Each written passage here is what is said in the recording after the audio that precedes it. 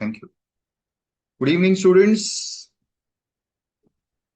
Welcome to our live classes on a very important, very interesting subject of GST. So in this subject, we are discussing what are the provisions of input tax credit, which is called as the backbone of GST. I call it as the Atma of GST. So in the previous class, we started with this topic. And in that class, if you remember, we had discussed the various provisions of the input tax credit. Also, if you remember, I had shown you the whole flow of how this input tax credit mechanism is working. So if you remember this, it will be very easy for you to understand and remember the concept of ITC, which we discussed in the previous class. So in case you have any queries, doubts, I'll first take up that, and thereafter I will proceed with the next part of this topic. So yes, very good evening, Maithili, Kashish, Minakshi, Dhanalakshmi, Kushi, Sridhar, Aditi, everyone, very good evening. So let us proceed. Your queries first, if any, and then we move on to the further part in this topic. Yes, Aditi. So in the Rule 37, there is a first provision which is given, which says that if the supply is without payment in Schedule 1, so I didn't get, sir, like why it is treated as paid. Like in the previous class, I didn't attended the class, but I saw the recorded one, but I didn't get this concept that why it is treated Which as one? paid. Which one, beta? Where you are saying it is treated So as Rule paid? 37, Provision 1. I have opened the Rule 37, beta. Acha, this part. But wait, beta, I have not yet Yes, come sir. on this rule provisions. We are yet to go to this particular rule. This I'll be explaining today. Okay, So I have sir. not yet taught this. This is 180 days rule you are talking about, huh? Yeah, so Yeah, so I am yet to explain that, beta. That will be taken up today. So that your doubt will be covered in that.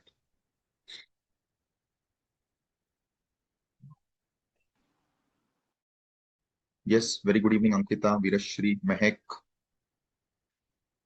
Yes, students. Anybody, any queries further?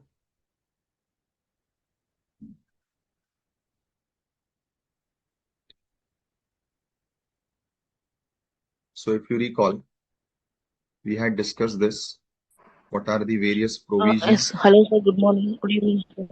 Good evening, brother. Tell me. Sir, I have doubt in goods received in lots. But I'm yet to reach there. As far as I recall, I have not yet reached there, at least in the class. So your query will be answered then. Is it okay? Yes, okay sir. We have not yet Yes reached sir, that point, brother. yes sir. Yes.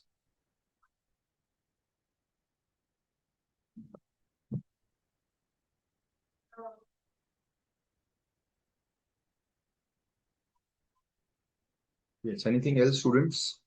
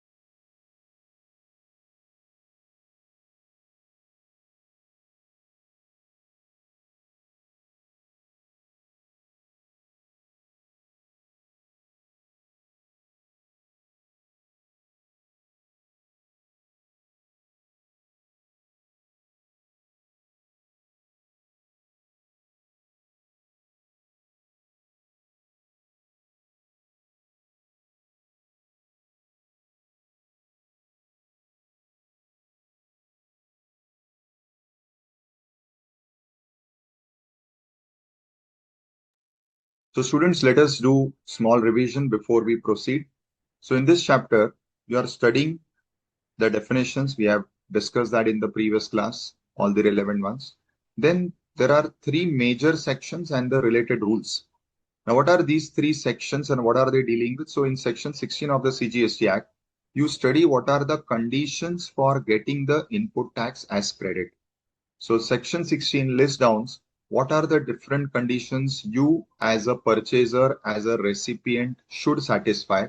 Only then the taxes which you have borne on the input side will be allowed as credit, which you can then set off against your output tax.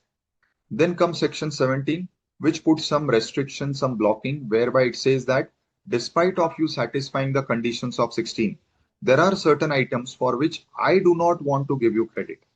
Those items are called as block credits and they are put in the restriction. Plus in section 17, you will also study some of the provisions where credits are allowed partially. So those are the restrictive provisions. And then comes the special situations which is covered in section 18. So section 18 will cover those scenarios where credit is either allowed or credit is either reversed in some specific special scenarios which do not happen in day-to-day course. Hence, they are called as special situations. Right, students? So let us take up these.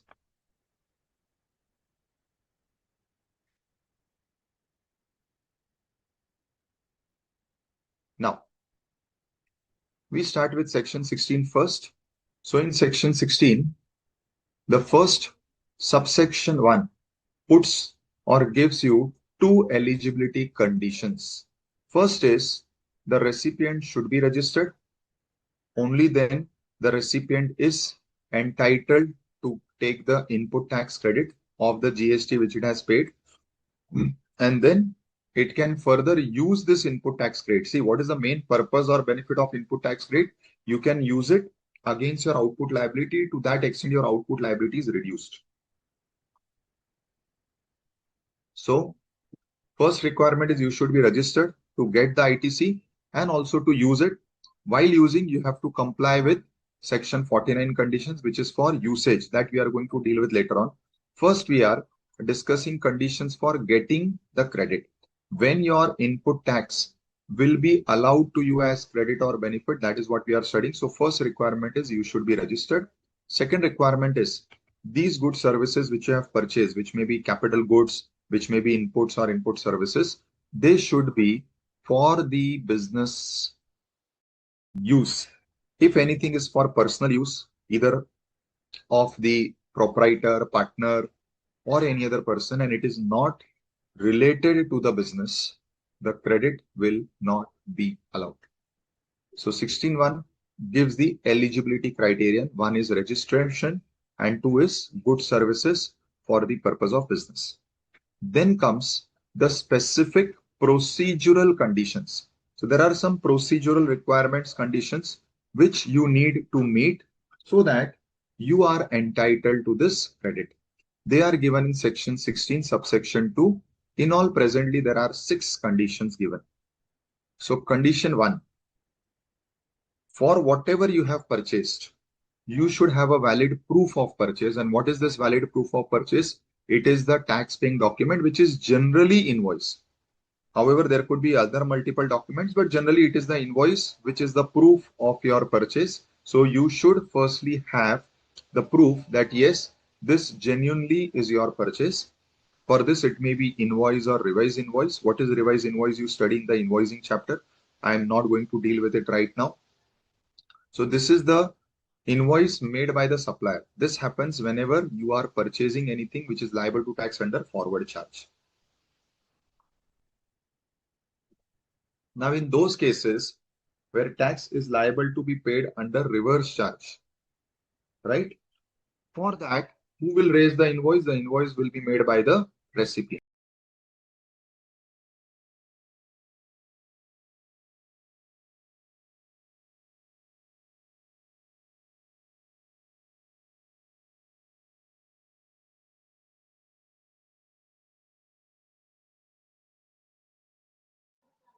Sir, you're not audible.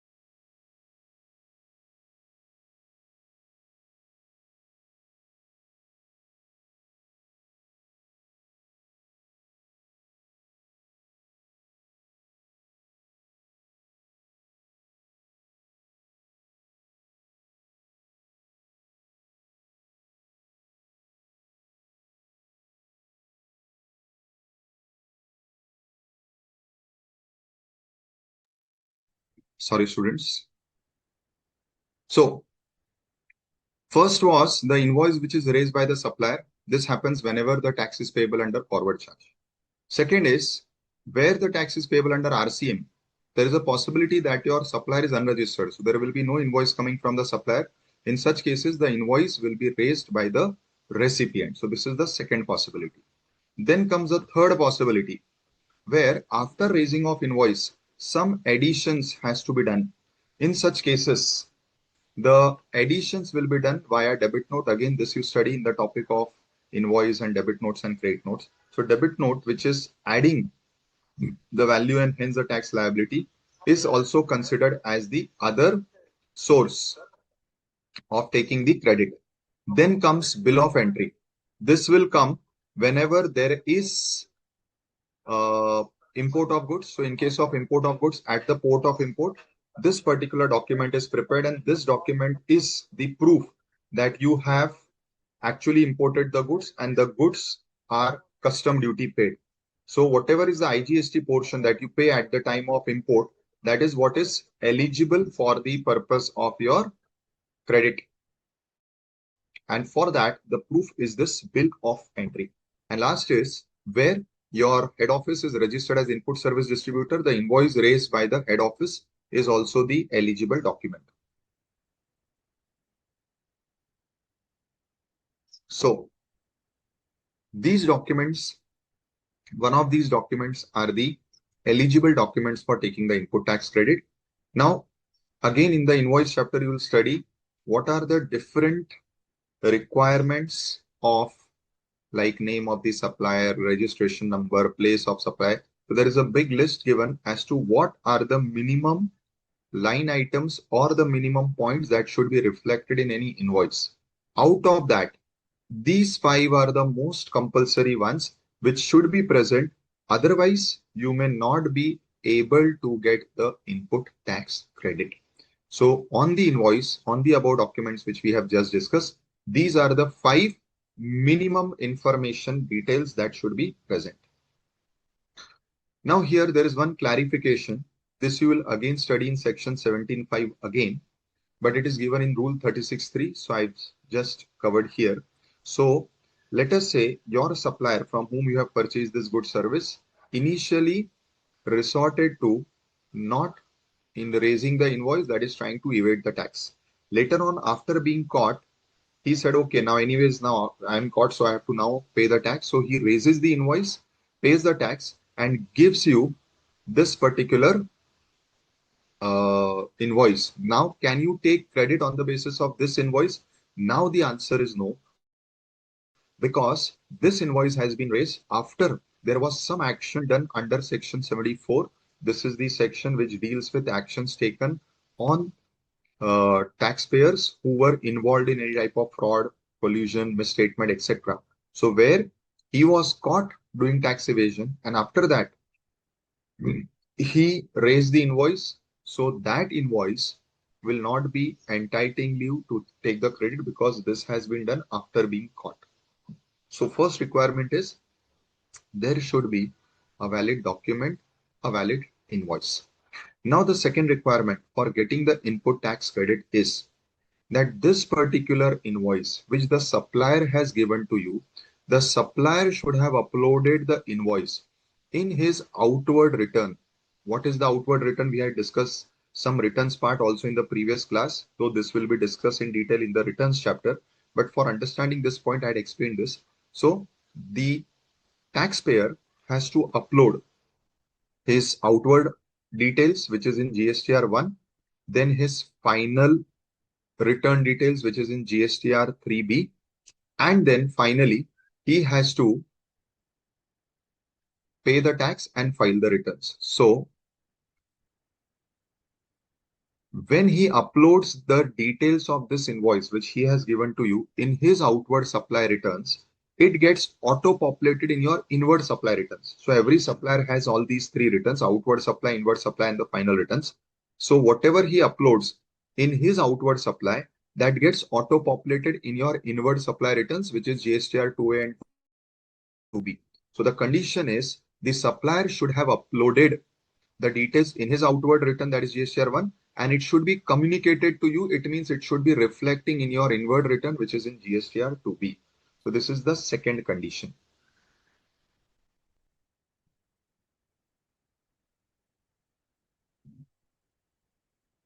So in short, even though there is a purchase, let us say in the month of May, but if the returns are not filed by the supplier, that particular purchase will not appear in your May's inward return, and you will not be able to take credit in May. So if you want to take credit in the same month, the supplier should have filed his GSTR 1 of that month within time limit provided for filing returns.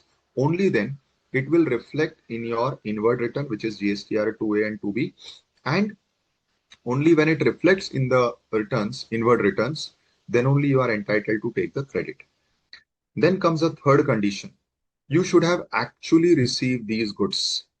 Now, when we are saying you should have actually received these goods, there are some important clarifications relating to this. So first rule is, in order to take ITC, you should have received the goods and services.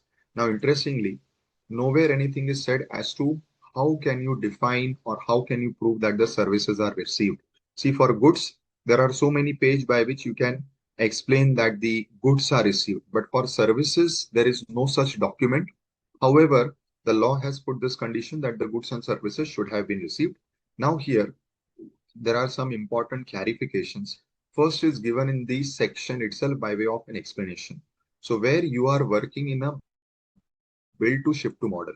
What is a bill to model? Bill to ship to model. So the supplier is selling goods to the buyer, a recipient, but the goods are delivered to another person on the instruction of the buyer. So bill to, because he will be raising bill on the buyer who has purchased the goods, but he will deliver it, that is shipped to some other person. In such cases, physically you are not receiving the goods, but it has been clarified in this explanation that when the goods will reach this third person on your instruction, so receipt of these goods by the third person will be deemed to be received by you, and you will be entitled to take the credit. So this is the point. First clarification relating to receipt. Then there is one circular clarifying another scenario. What is this scenario? So this happens in cases like where you are a automobile dealer. So your unit, not unit, sorry, your this showroom, I gave example, let us say is in Mumbai, and the car manufacturer showroom is in Haryana, either his factory or either his godown, wherever he's storing goods is in Haryana. Now in this particular case, where these goods are being transported to you, or when you are getting the goods, you are buying the goods from the manufacturer. Just remember one word, the manufacturers are called as OEM, original equipment manufacturer. Now in this particular case, whenever you are purchasing goods from them, many times it is the condition that this particular purchase sale happens on X works basis. Now what is this X works basis or X works model? In this particular case, you have to send your transporter to take the delivery from the factory gate of the manufacturer. It means manufacturer will not be arranging the delivery to you. In such cases where the manufacturer is not arranging the delivery to you, you have to arrange for getting the delivery. So you send your transporter or your own truck, which will collect goods here. Here means at the factory gate of the manufacturer. Now, in this particular case, it may happen that if the distance is large, the goods may reach to you, and by that time the month has changed. Like in my example, you purchased the goods on 24th. On 24th, they were loaded on your vehicle and they were dispatched, but they reached to you on 7th April. Now here, the financial year itself has changed. Now the question is, you will get credit when? The answer given in this circular is you will get credit in March itself.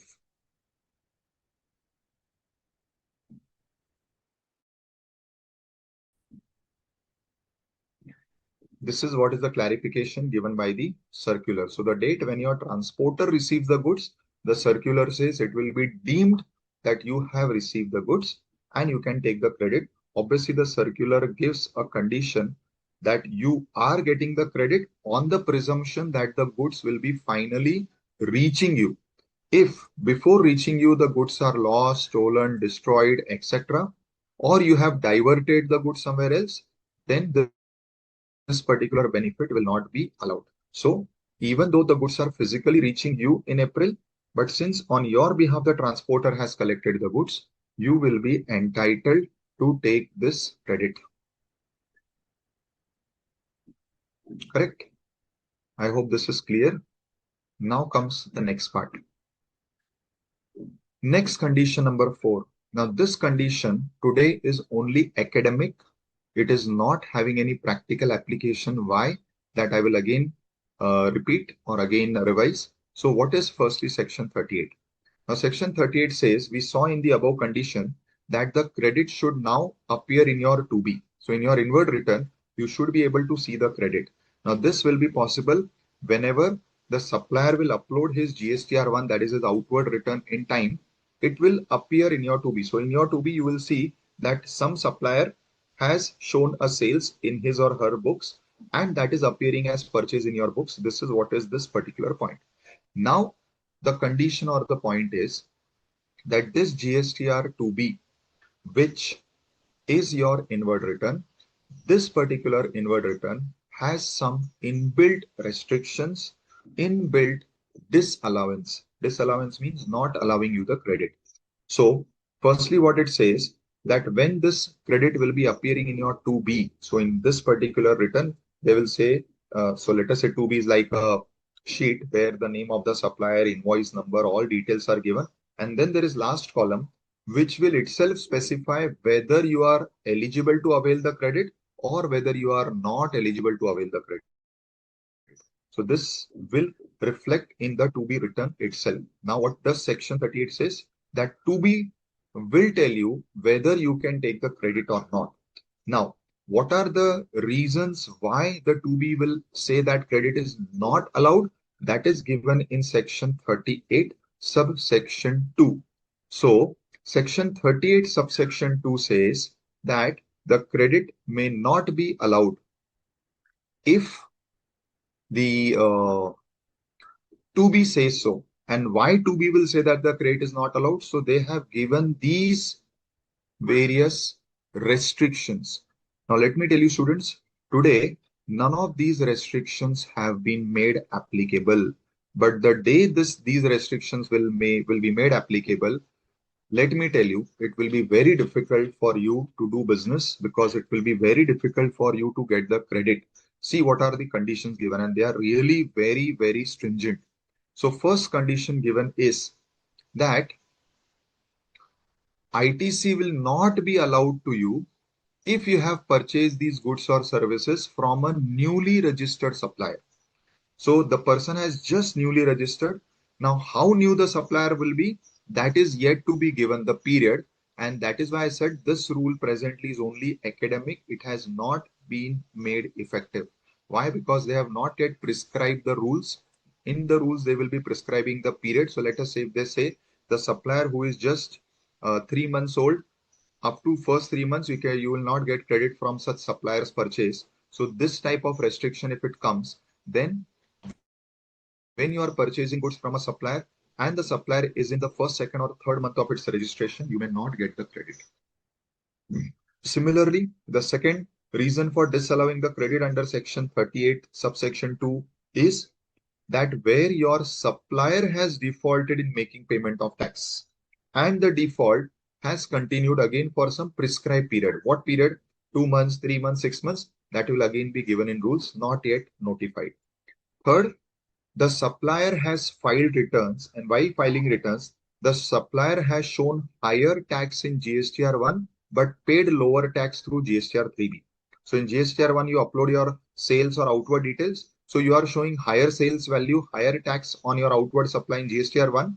But when the final tax has to be paid, which is done through the returns 3B, in 3B, you have somewhere reduced that sales and now you are paying lesser tax. So this is the third reason. Again, this particular default he has done for some for up to a particular amount or up to a particular percentage limit. Up to what amount or percentage this default will be to attract this section will be prescribed in rules, not yet prescribed. Next, another default what your supplier could do and you will not get the credit is supplier while taking his credit. Now, as you are getting the credit, the supplier also has taken credit from his supplier. So supplier's credit which he has taken has exceeded the credit which is appearing in his 2B. Now, how we saw a condition above that you should take credit only to the extent what is appearing in your 2B. Same rule applies to your supplier. The supplier should take the credit of what it is appearing in his 2B. Now, if supplier has taken excess credit, again excess of what amount? Again up to some limit, not yet specified, then again you will not be allowed the credit. Next, where again your supplier has defaulted in making payment of tax liability. And what is the default? The default is of section 4912 or rule 86B. Again, what these are that we study in this chapter later on. So where your supplier has defaulted in making payment of tax by defaulting any of the provisions of this section or rule, you will not be allowed the credit. So see how stringent these conditions are. In all these conditions, there is something happening at the supplier end which is disallowing your credit. But this is how this section 38 has been coined. Today, definitely in your exams, if it is asked, you have to write. But until the rules are made, practically, it is not applicable. So you are not need not satisfy them today when you are actually filing the returns and actually paying the tax. But definitely, since it is part of the act, if it is asked in any question, as a theory, you will have to answer this. Now coming to the next condition. So first condition was valid document. Second condition was supplier should have uploaded in his GSTR 1, it should appear in your 2B.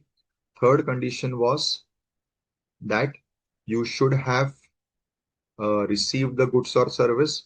Fourth condition was the supplier has not made any of the defaults because of which the credit is restricted under section 38. All these four conditions we have studied. Now, what is the fifth condition? Now, this fifth condition originally was very rigid. Later on, after many judgments, they had to pacify this and make this condition slightly comfortable. Now, what was this condition? That again, if your supplier has not paid the tax, you will not get the credit at all. So the condition was very rigid that you will get the credit only when your supplier has actually paid the tax to the government. Now, how supplier pays the tax? By filing 3B. Now, let us say you have made purchase from the supplier, let us say in the month of January. His 3B of January should have been filed in February. You have taken the credit. Why? Because all other conditions are satisfied. Now you don't know whether he has filed 3B or not. But if he does not file 3B, your portal will later on intimate you that your supplier did not file 3B. So the credit which you have taken has to be again returned. This was the paristhiti, this was the situation some times back. Now, after a lot of litigation, after many cases in the court, they have slightly toned down this condition by making this condition subject to provisions of 41. And now what 41 says? 41 says that you take the tax on the basis of self-assessment. So where other conditions are satisfied and you can prove that yes, this is your genuine purchase, you take the credit. Even though your supplier has not paid the tax, but you take the credit. Now, what is the further condition? You take the credit today, and let us say again your portal informs you that your supplier has not filed his 3B returns. Then you need not reverse the credit immediately. So this is how they have pacified this condition. So I took an example that let us say the purchases are of August 25. August 25, all conditions satisfied, so you took the credit. Later on, your portal intimated you that the supplier has not filed his 3B, that is the supplier has not paid the tax. Now you need not reverse the credit immediately here. Now the revised condition is the section 41 has given you time up to next year, September. So this financial year, it is getting over in this month, 31st March 26. By next week, it will be over. Now, you should ensure that this August purchase which you made from a particular supplier, if the supplier has not filed returns, he does it up to maximum September 26. That is after the end of the financial year, further in 6 months. If your supplier files his returns and pays tax by September 26, this particular section condition is complied with. You have to do nothing. But if let us say the supplier has not filed his return up to September 26, then this section 41 read with rule 37B will trigger, sorry, 37A will trigger, and you will have to reverse your ITC, for which they are giving you further 2 months. So by September, 30th of September, if your supplier has not filed his GSTR 3B and paid the tax, then by 30th of November, you have to reverse the ITC, and that you have to do with interest. But since this is not a permanent reversal, again, they have provided that in future, whenever the supplier pays the tax and files the return. So I took example, let us say the supplier does it further in the next year, that is somewhere in January 27. At that time, you can take back the credit. So whenever the supplier files the return, whatever credit you reversed in November or by November, that you can take it in future whenever the supplier pays the tax. That is what is the point, that you can re-avail the credit whenever supplier pays the tax. And then the last condition was that you should have filed your return. So here, see, all above conditions, you have to check something whether supplier has done or not. Supplier has uploaded in his GSTR1, supplier has paid tax or not. But this condition says that you should have filed your GSTR 3B return. Now, why this condition is put? Because credit is availed when you file GSTR 3B. Because in GSTR 3B, in the input tax credit table, which is table number 4, when you enter details of all your input tax credit, now it is getting auto-populated, but still you can edit it. So whatever details you have filled in your GSTR 3B, after you file GSTR 3B, that becomes the final credit. That is what is finally getting the credit. It gets added to your input tax credit ledger, and that amount is now usable by you at the time of making payment of tax. So the the sixth condition is that you should have filed your GSTR 3B and shown this credit, right? So Anil is asking, sir, what if supplier is unregistered and recipient is registered? So beta what? See, if supplier is unregistered, supplier is not going to charge any GST on you. So that supplier's side, all conditions are gone.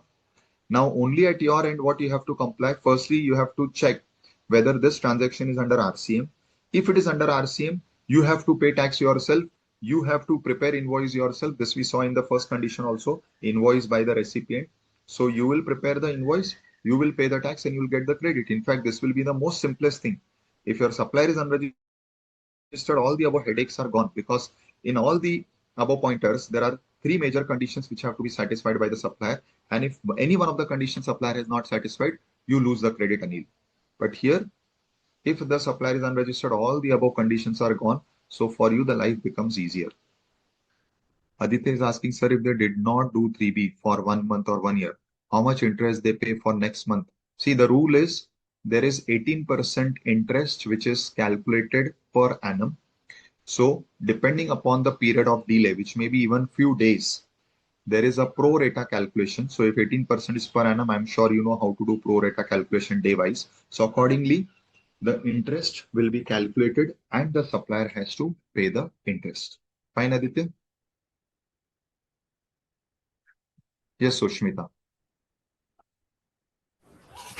Sir, in point D, there it is saying that the ITC which can be availed and cannot be availed will be automatically displayed, right? Means your So portal will show which ITC is available, which is not available.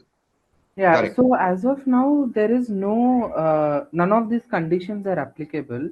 So does that mean that all the ITC which I mean inward supplies will have ITC available?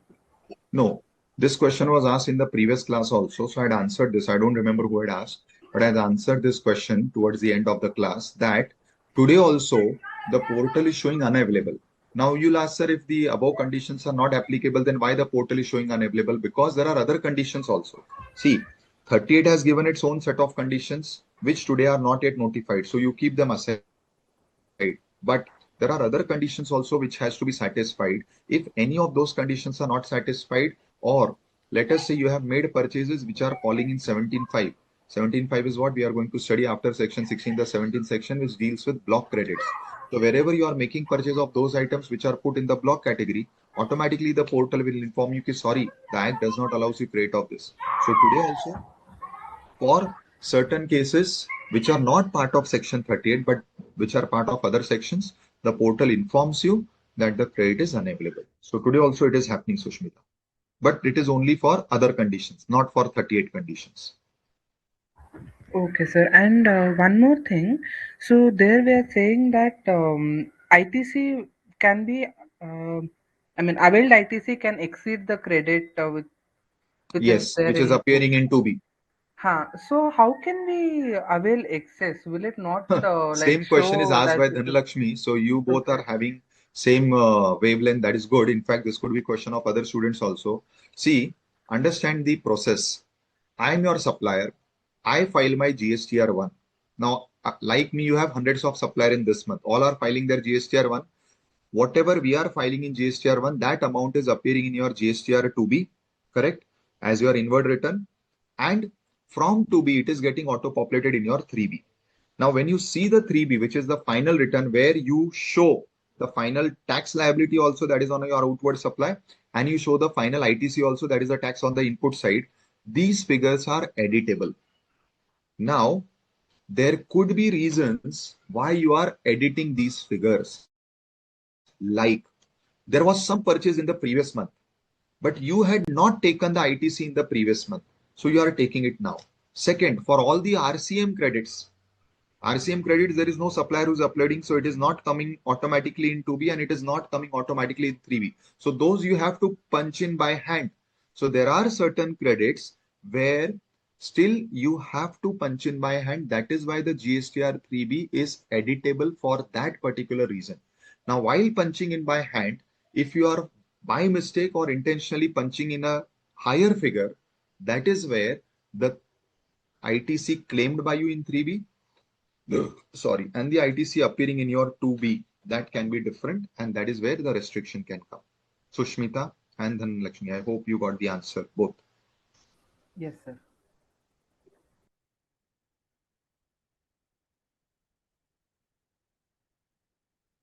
Okay? Anil is asking, sir, is there any dead end on reavailment? No, beta. That is the best part. Now, today, students, we are going to see one of the conditions, that is the final time limit for availing the ITC. But that time limit is not applicable when you are re-availing the ITC. So what is re-availing? Let us say any of these conditions are not satisfied.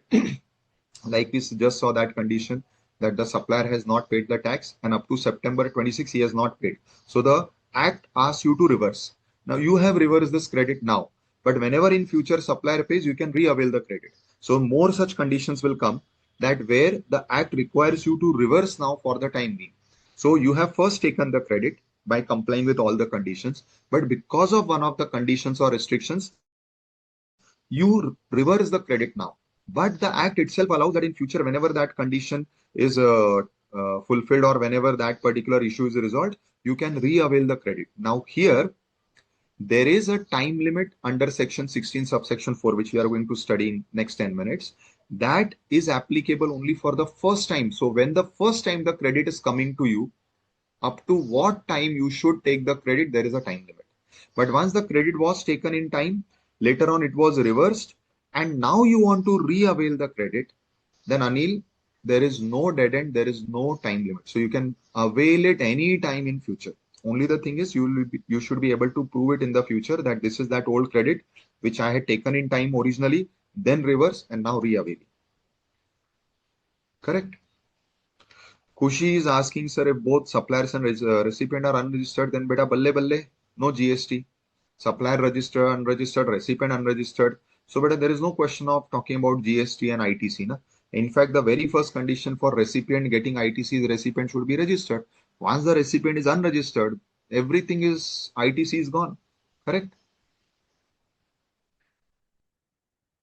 Anil, that is one of the reasons, beta. Correct? Hello, sir. Yes, beta. Tell me. Sir, I have one doubt. Yeah. That Section 38 not restricted. You said that is only for exam purpose. Practically, it is not in live. Means it is right now. See, I'll say it like this, not even for exam purpose, maybe because maybe our exams may not be asking it, but today it is only a theoretical condition. Practically, you don't have to satisfy that condition. That is what I mean.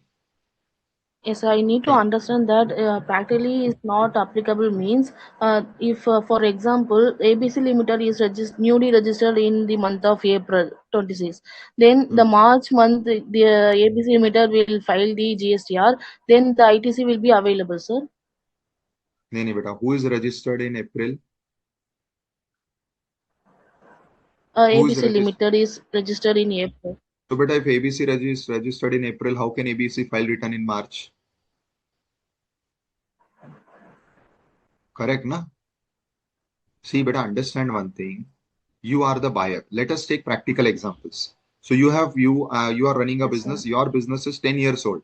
You are running it even before GST. Correct? Yes, sir. Hello, Maithili, be in touch. Respond to me so that I'll understand whether you are understanding or not. So you are the businessman running business for past 10 years. You are making purchase from hundreds of different suppliers. I am one such supplier who is supplying goods to you, right? Yes, sir. Now I register just now. So you are getting Okay. your credits of all other suppliers. Your other credits are eligible only when you are purchasing from one such supplier who is newly registered. Only that supplier's credit is under challenge in section 38 restriction, not your entire credit. Why your entire credit will be blocked? Where your other suppliers are genuine and they are doing proper business with you, there is no challenge. Only limited to those suppliers who are falling in one of the restrictions of 38. Only those suppliers' credit will not be allowed to you. This is what 38 says. Yes, sir. That portion is I'm understood. I'm asking now. It is not practically in the live, sir. That is that ITC will be available. That is the meaning, sir. I don't know why you are getting confused. Now, if you have understood that these conditions are not applicable today, which I have already Yes, sir. clarified because the rules are not there, then it means ITC is getting, you are getting ITC. Now then why you have a question? Why you have a doubt? I'm not Okay. getting that. No, Correct, sir. na? I'm confirming that, sir. Nee, so beta, but that is very obvious, na? If the condition is not practically applicable today, it means you have to forget that condition. It is as good as not there Okay, in the sir. law. Correct? But Yes, please yes, sir. unnecessary don't complicate things. Try to Yes, sir. keep Yes, sir. things simple, right? Yes, sir. Okay. So Shmita, I hope your doubt is resolved. Yes, sir. It's clear. Kushi, if recipient is registered, then definitely he can take the credit. Correct, na?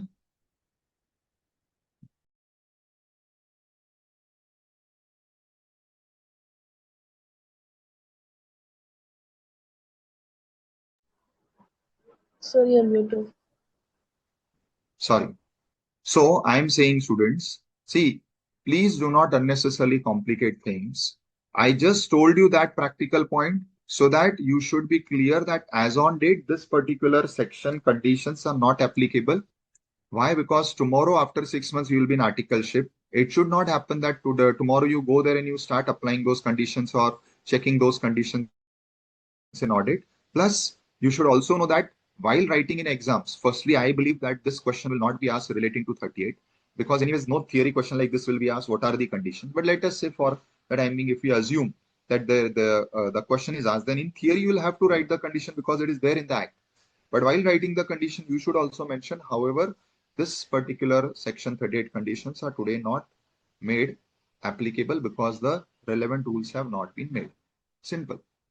Correct? Now, coming to the fresh conditions. So till now we were discussing whatever was done in the previous class. And since it is very important, I repeated it in detail again so that if anybody had missed out or had confusion, it would be clarified. Now we come to further conditions. Now what are these further conditions? Now within section 16 itself, you have some more inbuilt conditions, or you can even say restrictions. So now we are reading the proviso. Now I'm sure you all understand what is a proviso. So there is a main section which may have multiple subsections, clauses, etc. And then the main section or any of these subsection clauses may have some exception to what is given in the main section.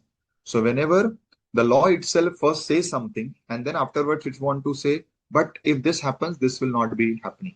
So many times when we are also speaking, we first say that, okay, you do this, I will do this. But then I put a restriction. However, if this happens, then only I will do it. Or if this happens, I will not do it. So after mentioning the main point, you put a restriction, you put a condition, you put an exception. So when the same thing is done in the law, it is done by way of a proviso. Now we are reading the proviso, right?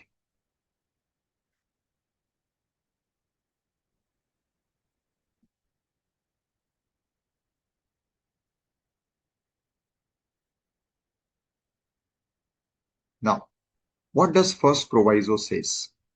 Now, first proviso is a special situation. What is this special situation? You are receiving your goods in lots. Now, what is this goods received in lots? So for this, let me take a practical condition. Now, what is this? I know I'm good at drawing. At least I can say so. So, Windmill. yes. Now see, this is a typical windmill. Now you would be knowing that government is strongly promoting the parallel sources of energy other than our conventional source of energy, and windmill, solar, these are the upcoming parallel sources. Now, I decide to install a windmill for the purpose of generating electricity for the purpose of my factory. Now, if you have seen the windmill practically, the size of a windmill, a single windmill is huge. So let us say you want to install this windmill in your factory. I am the person who manufactures this windmill. So there would be some person who is manufacturing the windmill. Now you purchase this windmill from me. How many windmills you have purchased? Let us say you have purchased a single windmill to make it simple. But when I have to dispatch this windmill to the place where this will be installed, I'm sure you all will understand that in one truck, this entire windmill will not fit because of its size, length, etc. So this windmill is dispatched by me by making small consignments, or what we say, dismantling it into smaller parts. And let us say in total 6 trucks, one entire windmill in parts will fit. Okay. Now understand this. Again, we take a timeline. So today is 24th March. So 24th March, this transaction has happened. You have purchased the windmill from me. I am dispatching the windmill to you. How I am dispatching? I am dispatching in 6 trucks, because in one truck, obviously it will not fit. So this is what is in lots. So firstly, understand the meaning of lots. However, since this is one product, definitely there will be only one invoice. The invoice will be saying windmill with whatever the amount, let us say 20 crores, and plus the relevant GST, and this will be the total bill amount. Now, one invoice, but the trucks which are moving are 6. Now, interestingly, when these trucks are being dispatched, it is not necessary that all trucks will reach at the same time. So by 31st of March, which is the end of this month, you receive, let us say 4 trucks. They reach your factory or they reach the place where the windmill has to be installed. But the remaining 2 trucks, for some reason, they reach your factory by 10th of April, the remaining 2 trucks. Now the question comes, you have one invoice which is showing the entire windmill value, entire windmill GST. One of the conditions we studied above was that the goods or services should have been received. Now for you, the practical challenge is entire goods is not received. Some part is received now, some part will be received later. Why? Because the goods have been dispatched in parts, in lots, in small consignments because of its size, weight, etc. So this is a very practical scenario where the entire product cannot fit in one truck. So it is delivered in multiple trucks. Few trucks reach before the end of this month. So technically, what is the point? If you recall all the above conditions, you have to satisfy all the above conditions, then only you can take the credit in this month. Now, all the above conditions are satisfied in March. I have given you valid tax invoice. I have uploaded it in my portal. It is appearing in your 2B. I have made a payment. All other conditions are satisfied. But one of the conditions that it should be received, that condition is not fully satisfied because out of 6, 4 trucks are received. Remaining 2 trucks are reaching you later in April. So all 6 trucks, that is the entire goods, is not reached. Now in this particular case, when the entire goods are not reached, some part is reached, some part is not reached, what should be done? Now here, the law is very strict. It is saying the entire ITC can be taken only when you receive the last truck also. In short, to simplify it, even though everything has happened in March, you will be eligible to take this entire credit. So let us say, what is this credit at the rate of 18%? It is 3.6 crores. Entire ITC of 3.6 crores will be allowed in April. You cannot take part ITC. That is what indirectly this condition says. You will get the entire ITC in that month in which all trucks have reached. That is, the last lot is also received by you. Correct? Somebody had a question at the start today about this. I hope the question is answered. Khushi, you have to take ITC of each tax which is charged. If you remember, I had explained this, Khushi, that we have separate ledgers for each ITC. So, one second.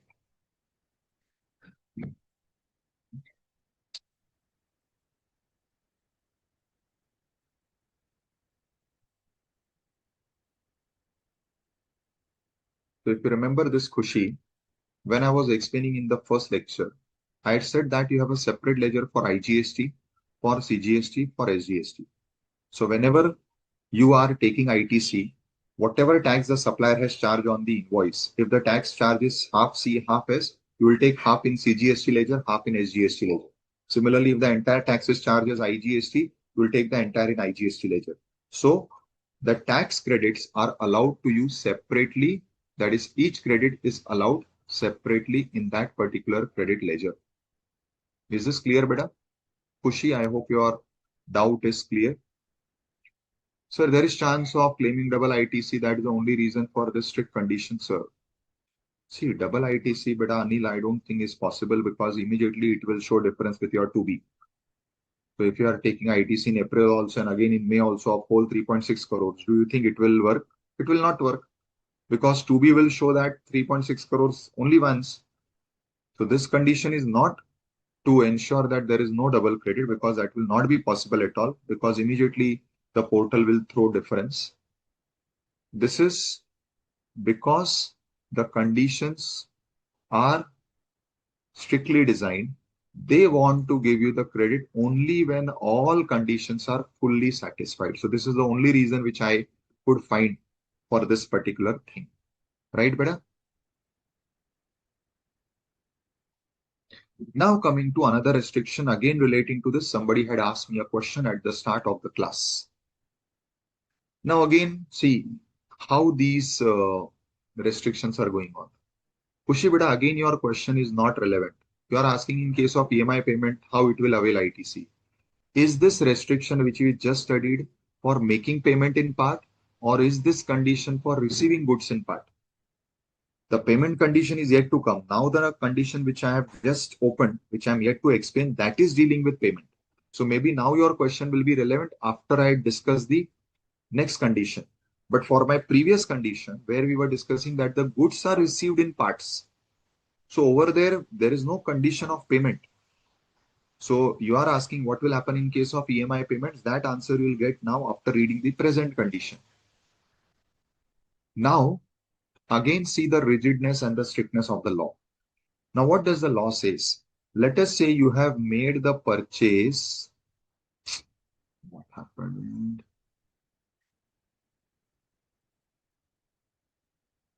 You have made this purchase on credit. Now, this is very common. So what you will do? You will pass the entry purchases to creditor. Sorry, purchases. Then let us say this is IGST. So IGST, ITC. These two amounts are debit. Let us say this is 100, this is 80. And to creditor 118. Now, this is your common entry on purchases where the purchases are on credit. Now, let us say again this happens in the month of March 26. All conditions that we have studied are satisfied. You have valid tax invoice. Supplier is uploaded in his GSTR1. It is appearing in your 2B. You have received the goods in March. Supplier has made the payment. You have filed your return. 38 anyways is not applicable. So everything is satisfied. You get the credit.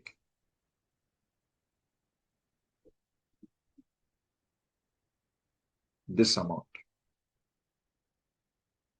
But now, since these goods, in this example goods, it may be service, it may be capital goods, whatever, are on credit, it means you have not yet done the payment. Now the section 16.2 in its second proviso says that you have 180 days to make this payment. So it is irrespective of how much credit the supplier is allowing you. The Act has impliedly put you a condition that you should have made payment within 180 days.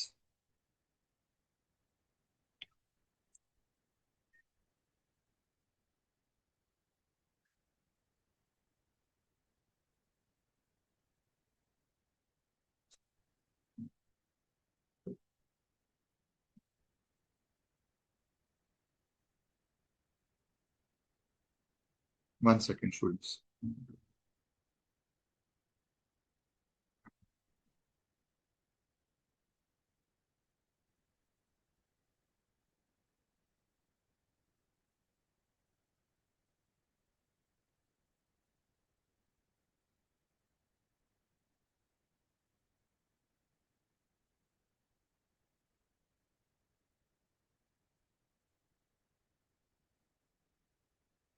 Sorry.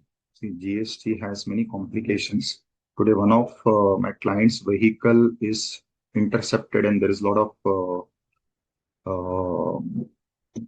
practical challenges going on. So that is why I'm just slightly stuck up with continuous some resolution to that issue.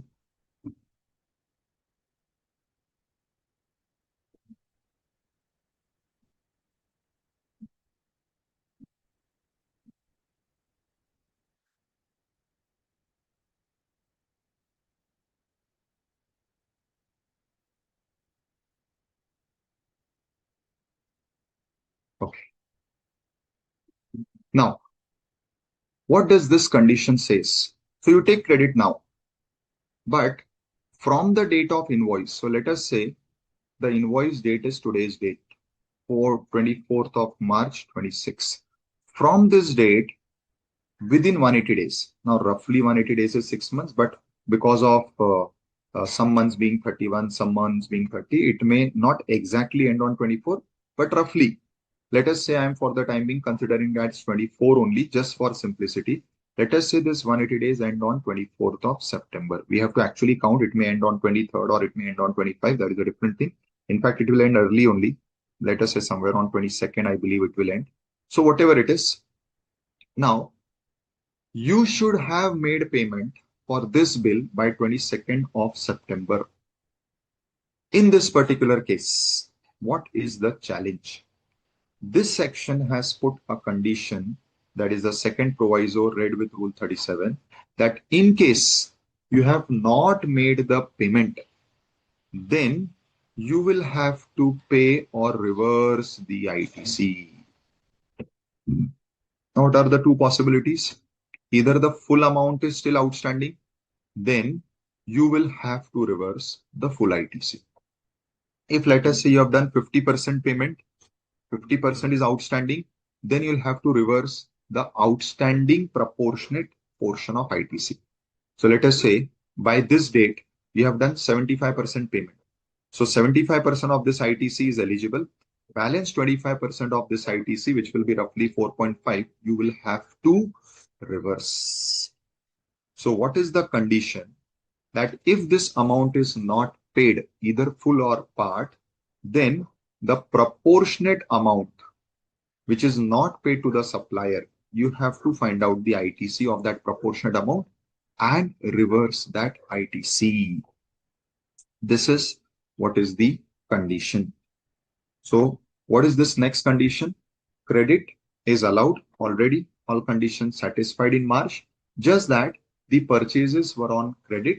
So one additional condition which you have to now satisfy in next 6 months is of 180 days payment. Anil is asking, sir, can you please tell me as the entire purchase amount is unpaid? What if certain amount is paid and rest is unpaid? I already gave example, Anil. I don't know whether you were attentive. So I already gave this example of 75% paid and 25% unpaid. Fine. So coming back, so up to this date, that is the date when 180 days end, you should have made a payment of this bill, which was originally on credit. And if you have made payment of this bill, you get the ITC. If not, then to extend what you have not paid, proportionate to that, you will have to reverse. Again, this reversal is not permanent. It is same like that above reversal where supplier had not paid tax. Here also, you reverse it after 180 days are over, but you can re-avail it in future whenever you make that payment. So let us say I finally make payment for these supplies on 2nd March 2027. So by this, I had paid 75%. So what I had to do? Proportionate 25% ITC, which comes to rupees 4.5. I have to reverse, which I have done. Now, finally, I make the balance payment of 25% here. So I will re-avail this reverse ITC. So how much is this reverse ITC? 4.5. This I can re-avail after making payment in March. This is what is the section saying, the second proviso to 16.2 along with rule 37. I hope this is understood and clear by all. Correct? Now, this section has some exceptions. That is, this condition of payment will not apply. Now, what does it mean not apply? That is, in these following cases, you will not check whether payment is done or not. The credit is always eligible. In short, for these cases, what we are going to discuss, you don't have to check this 180 days condition. You have to keep it out of picture. What is the first case? Where the purchases were made and the transaction is covered under RCM. So where transaction is covered under RCM, in such cases where the purchases were made and the tax is paid by the purchaser himself because it is under RCM. Now, whether or not your purchases were on credit, whether or not you have paid the money to the supplier, that will make no difference because the transaction is under RCM. It is outside this section condition. So this 180 days payment condition does not lie. Second is where your transaction is falling in deemed supply schedule 1. Now, if you recall your initial chapters, that is a chapter on supply, there was schedule 1 where certain specific transactions were covered like employer-employee transactions or transaction between distinct persons or related parties or transaction between principal agent or where the goods are given away by way of donation. Though those are the cases which are covered in schedule 1. And what the schedule 1 says? That those transactions are deemed to be supply, even though there is no consideration involved. Even though those supplies are free supplies, all those scenarios given in schedule 1, still you have to deem them to be a supply. Now, this is the point. Now, please pay attention. If you have already mentioned that these are deemed supplies without consideration, it means The act is assuming these transactions to be supply and there is no condition, no consideration involved. Now, if there is no consideration involved, what is the requirement of payment? So where consideration itself is not there, how can there be a condition of payment? So that is why 180 days rule by default will not apply, because there is no amount involved. It is a free supply.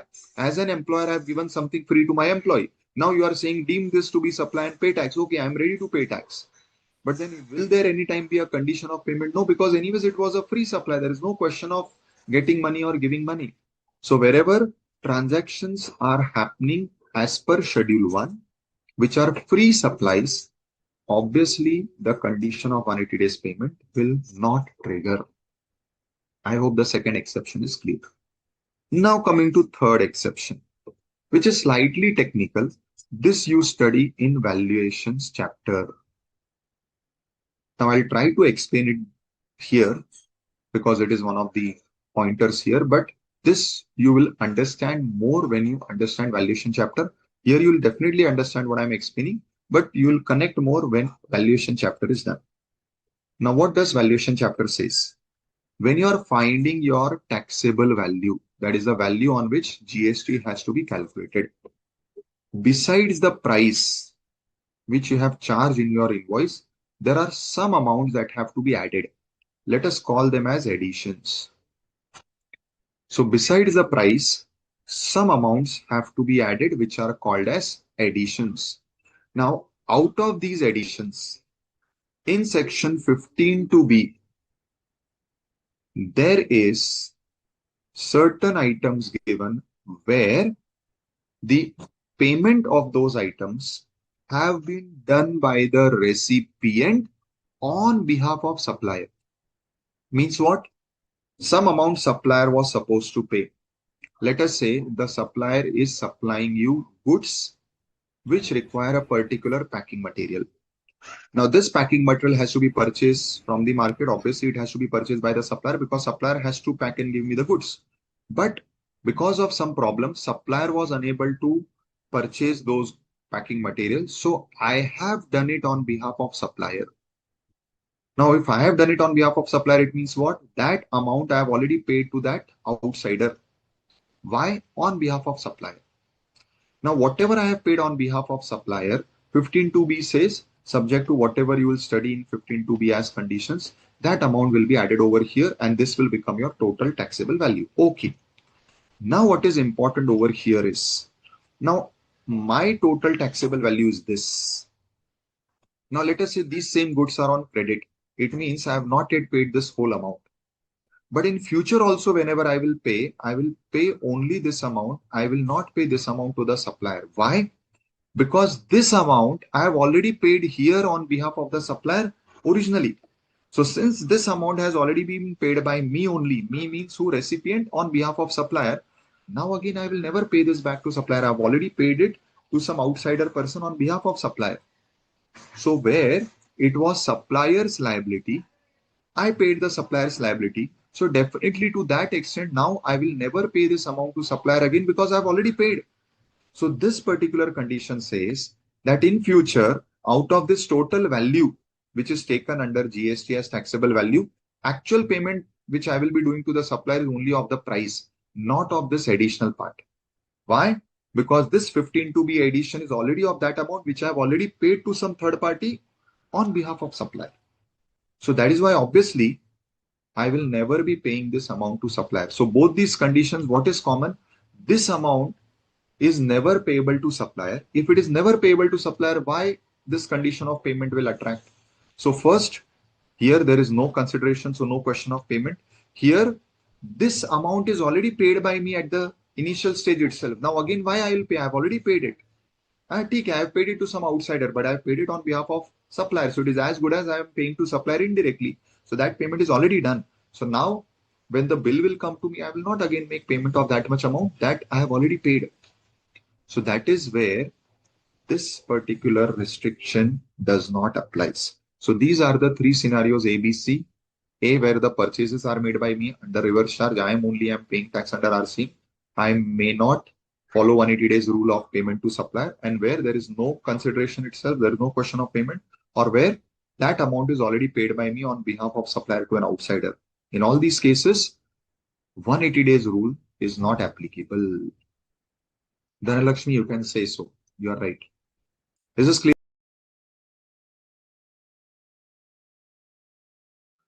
Hello, sir. Hello, sir. I am audible. Yes, you are audible, beta. Tell me. Sir, my question is in such a condition C for as an exception of the payment for 180 days. So in that case, sir, अगर जो supplier है वो recipient के in relation contractual liability होंगी तभी as per section 15(2)(b) बोलता है कि then it is a part of valuation of supply means value of supply. So in case अगर contractual liability नहीं हो as a relation between the supplier and the recipient, then this exception is not applicable or or not means applicable or not this exception for 180 days अब पहले payment. मुझे एक चीज बताओ, अगर ये कॉन्ट्रैक्चुअल नहीं होगा तो क्या ये आप पेमेंट करोगे सप्लायर के बिहाफ पे? क्या 15(2)(p) सबसे पहली बात एप्लीकेबल होगा? हम एक्सेप्शन में अभी जो पढ़ रहे हो वो छोड़ दो 180 डेज का। पहली बात, वो 15(2)(b) में एडिशन होगा क्या जो आपने नहीं, कहा? तो जब बेटा it's not 15(2)(b) में एडिशन ही नहीं होगा तो मेरे वैल्यू में वो अमाउंट आई नहीं, तो पेमेंट का कंडीशन वापस अपने आप ही बाहर चला गया ना। फिर आपको एक्सेप्शन पढ़ने की जरूरत ही नहीं है। जब वो मुझे पेमेंट करना ही नहीं है क्योंकि वैल्यू का पार्ट ही नहीं है, तो फिर हम एक्सेप्शन तक पहुंचेंगे ही क्यों? okay sir, it's not a part, therefore we not taking the condition of बेटा वो 180. उतना बिल में वो ऐड ही नहीं हुआ ना, तो मेरे को तो पेमेंट करना कभी दिखने ही नहीं वाला है वैसे भी। समझ में Okay आया? sir, yes sir, yes. ठीक है ना? आई होप आई एम हाँ, क्लियर बेटा। yes sir, clear. Yes, beta. Anil is asking, sir, how will department get to know if the supplier and recipient collide and include that amount which is paid to third party? But a very good point. See, Anil, I have observed that many times you always ask questions which are more relating to tax evasion, and always your concern is how department will get to know. See, understand one thing, beta. Everyone, see, whatever we are studying in law, it obviously has some limitations, or in some other words, you can say every law has some loopholes. This is where people try to evade tax. Now, one, they try to purposefully find some hole and make the hole and evade tax. Or secondly, the conditions in the law are such that they may not get satisfied and the tax gets evaded. In any condition, the main question is how will the tax come to know, or government or department come to know that this is happening? But they will come to know whenever they are either auditing your books or whenever in any search or raid, they get to know this point. That is the only mechanism how they get to know this. That's it. Besides that, whereas there is nothing how they will get to know, then it will remain a tax evasion. ठीक है बेटा?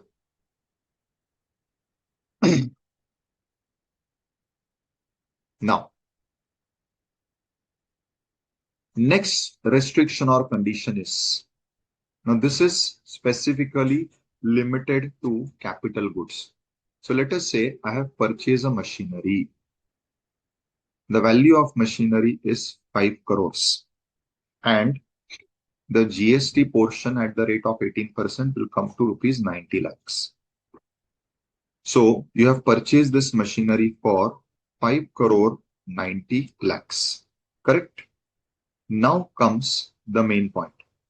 Now, when you have purchased this machinery for rupees 5 crore 90 lakhs, when you are preparing your books of accounts, when you are preparing your balance sheet, what is the amount of this machinery you will show in the balance sheet? Let me first show you the journal entry. Now see, here with every situation example, I'm also trying to show you journal entry so that parallel to taxation, you also understand the accounting of this, because many times when you understand accounting, some of these conditions, restrictions are understood by you. Correct?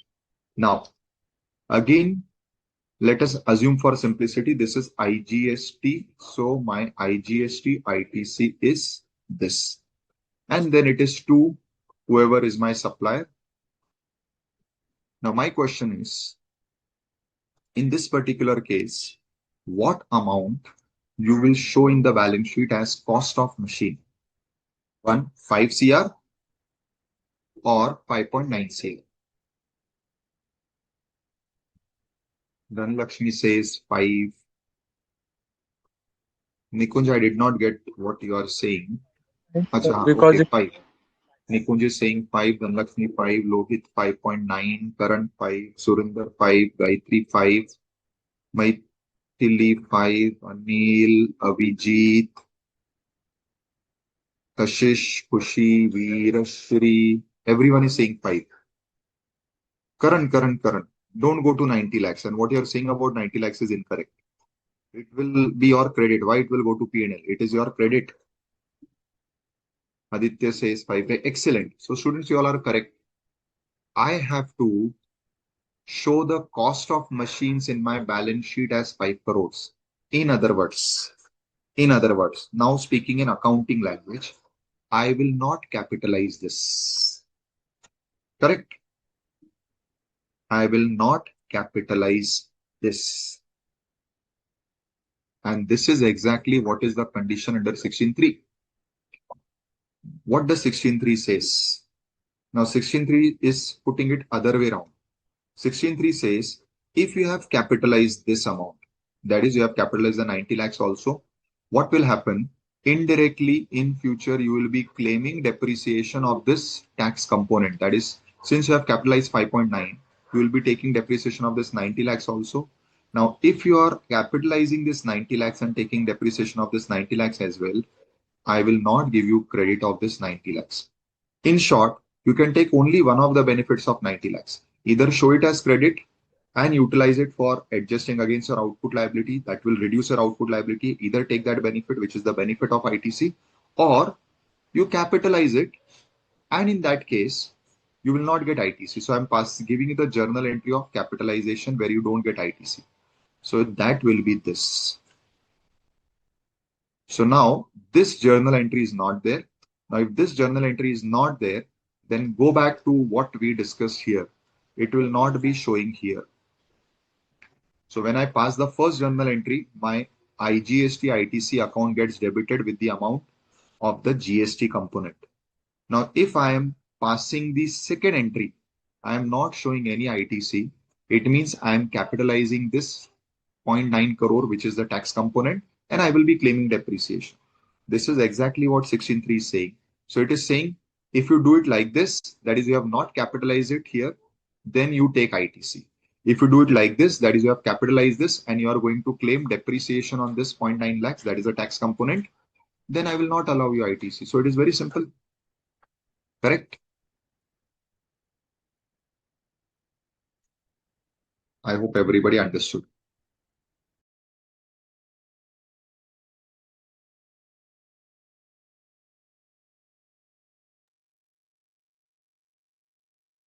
Good. Now comes a very critical condition. This condition has a lot of problems, practical problems. Now, what is this condition? Okay, Anil is asking, sir, either of this is possible. Obviously. So that is what is the point, na, Anil? I didn't understand why you're asking this question. I've given you two journal entries. First journal entry is point number 2 of yours, and second journal entry is point number 1 of yours. I don't know why you got this doubt. 16.4. This is giving you the time limit of taking the ITC. Now, this is the first time taking the ITC time limit. If you are re-availing the ITC, I've already mentioned earlier, there are two cases which we discussed. Supplier earlier did not pay, you reverse, and later on supplier paid, so you re-avail. Second, you did not make payment to supplier in 180 days, so you reverse. Afterwards, when you made payment, you re-avail. So these are the two cases which we discussed above of re-availment. This 16.4 is not putting any time limit on re-availment. It is putting time limit on first time availment. Now, what it means? Let us say I made some purchases in August 25. How much is the ITC involved in this? Let us say ITC involved is 25,000. whatever is the purchase value of goods service. I'm not talking about that. I'm only talking about the ITC. Now, for some reason, this 25,000 you forgot to claim in August 25 GSTR 3B return. So you missed claiming this in your August GSTR 3B return. You forgot, or by mistake you deleted. So there is some clerical error, or there is no mistake. You had kept this pending in August. Why? Because one of your condition was not satisfied. So you thought, okay, let me first satisfy the condition. Like I'm giving you example now, goods dispatch in March, received by you in April. So let us say one of these conditions happened. So goods were dispatched in August, but they did not reach you in August. They would reach in September, or maybe for some reason if it is getting delayed in October. So you thought, okay, I'll take it later. Now, when the goods actually received, you forgot. I had not taken it in that month of purchase because the goods were not received. Now goods are being received in the next month. So let me take ITC. You forgot. So this happens because there are thousands of transactions happening, multiple entries happening. So for some reason, you forgot to take this ITC of 25,000, which is pertaining to August. Now, what does the law says? The law says the maximum time I'm allowing you to take any ITC is by 30th November of next year. So this ITC, which is pertaining to financial year 25-26, because it is pertaining to August 25, so it is pertaining to financial year 25-26. Financial year is ending here. Next week we are closing this financial year, that is 31st March 26. I'm allowing you further some time up to 30th November. So after the end of the financial year, up to 30th November, you should have taken this credit in your 3B. As I have explained, in 3B, you have to add this amount in the ITC table. So it was originally appearing in your May, but for some reason you did not take it in May. You postponed it and you thought I'll take it later, and for some reason you forgot and you have not taken it up to 30th November. Now, if you fail to take it here, it is permanently lost. That is, in future, you will never be able to take this amount in your ITC ledger again. So this credit is lost permanently. Now, the law says we will never allow you this credit if you miss to take it in your returns by 30th of November 26, if it is pertaining to financial year 25-26.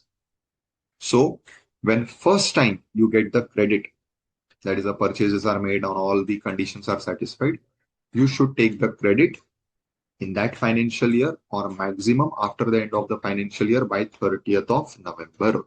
Thereafter, you do anything, we will never allow you the credit. I hope this is clear.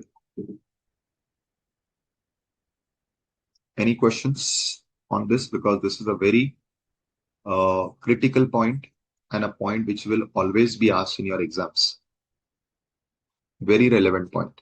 So you should understand the timelines.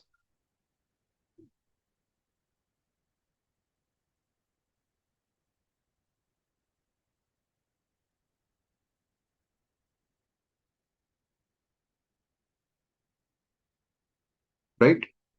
Now let me come to some special aspects of this section or condition.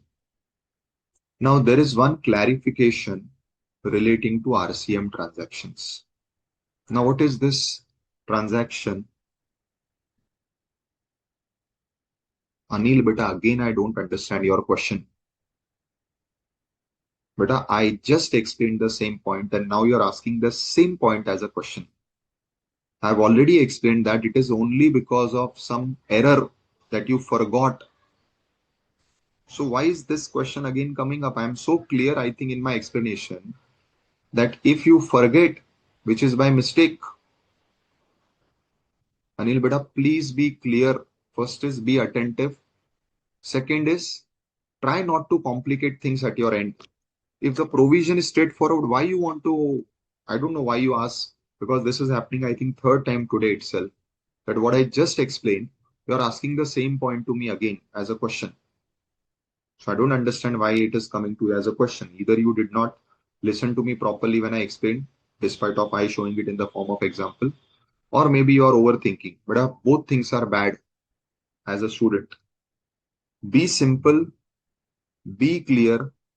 I think you are taking every example because right from day one, I'm observing you're asking everything. What if somebody is trying to evade tax? What if somebody is doing fake invoicing? What if, see, beta, if you're unnecessarily adding these things, na, it will complicate a simple law for you.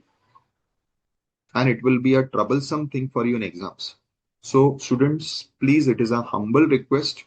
Do not unnecessarily add anything or any other condition to the law. Law is simple, law is clear. Keep it simple. Don't unnecessarily mess up things because anyways it is very vast. Anyways, there are places where you will find it complicated. But these things are not complicated. So unnecessary, there is no point in unnecessarily thinking of fake invoicing, thinking of what will happen if this does not happen or that does not happen. See, if anything does not happen, law is very clear about it. For whatever reason you have forgotten, it is intentional, unintentional, it is fraudulent, it is error. Law is simple. I will not give you credit after this date. So it is simple like this. I'll give you a very simple example of answering, let us say, Anil's question that what if I do it by mistake, I forget, it is not intentional. I'll give you an example. For any attempt, you are given a time limit to fill the exam form. And then there is some extension also with some late fees. Now, if you miss the time limit completely, and let us say there was a genuine reason you were hospitalized, you were, let us say, not in your senses, at that time it wasn't possible for you to fill the form, it is a genuine cause. Will the institute accept your form after the final time limit, even with late fees is over? The answer is no. Why? Because they have to proceed. They cannot be so connected to each and every person's problem, because if that will happen, the exams will never happen. So we have to put some cutoff date. And anyways, you miss, okay, you go for next attempt. But this attempt is gone. Similarly, if you miss, this invoice credit is gone forever. And that is beta. This is what we call as cost of non-compliance. This is where you require a professional, a chartered accountant who will ensure that you don't miss it. And that is where you are supposed to hire specialized persons for specialized work in your business. Correct? Virashri, better understand this. The tax component, if it is paid on machinery, as in my example, you purchase machinery of 5 crores and in the same bill, 90 lakhs is added. So for you, see, as a layman, you are seeing that for me, the machinery is 5 crore 90 lakhs. Now, the law has given you choice. Either you take the benefit of that 90 lakhs, which is the tax component, as a depreciation by taking 5 crore 90 lakhs as the cost of machine in your books. Then we will not give you credit. So better understand this. Tax component is part of your bill amount. So it is your choice whether to add it in. Like, if you remember, we have accounting standards on valuation of asset. It says that all expenses incurred till the asset is first put to use is capitalized. So there are so many expenses which you incur, which is in fact even not written in the bill. So when you purchase this machinery, there is a separate invoice of transportation. There is a separate invoice of installation, but still our accounting standard says capitalized. So what you will do while adding or while writing the value of this machinery in your balance sheet, you'll add all those amounts and you'll take the consolidated value. So the same thing can happen with tax. If you want, you can add the tax also. That is what the law is putting in this condition 16.3. So either you take depreciation by adding the value of tax in the machine value, or if you don't add it there, we will give you the ITC. That is a simple point. Yes, Sushmita, I'm yet to explain that bit. So you have a good point. Just allow me some time. Okay, so before I come to this clarification, let me answer Sushmita's points. She has raised a point here. Now, what is the time limit given students for taking this credit? I said 30th November, but actually, if you read the law, there is one more point which says, or the date of filing your annual return. whichever is earlier. Now, I purposefully did not give it now. I was going to give that separately. But since Sushmita has raised that question, let me add it here itself. Now, they have given two timelines. And out of both the timelines, they are saying whichever is earlier. So one timeline is this. The other time is date of filing the annual return, which is GSTR 9. So how you have GSTR 1, 3B, 2A, 2B as your monthly or quarterly returns. Similarly, you have GSTR 9 as your annual return. Now, what is annual return? In simple words, it is a consolidation of all monthly details into annual so that the government knows that, okay, throughout the year we have done this. An annual return is your opportunity to whatever rectifications, corrections is missed out in monthly, you can do it finally in annual. Now, what does this time limit says?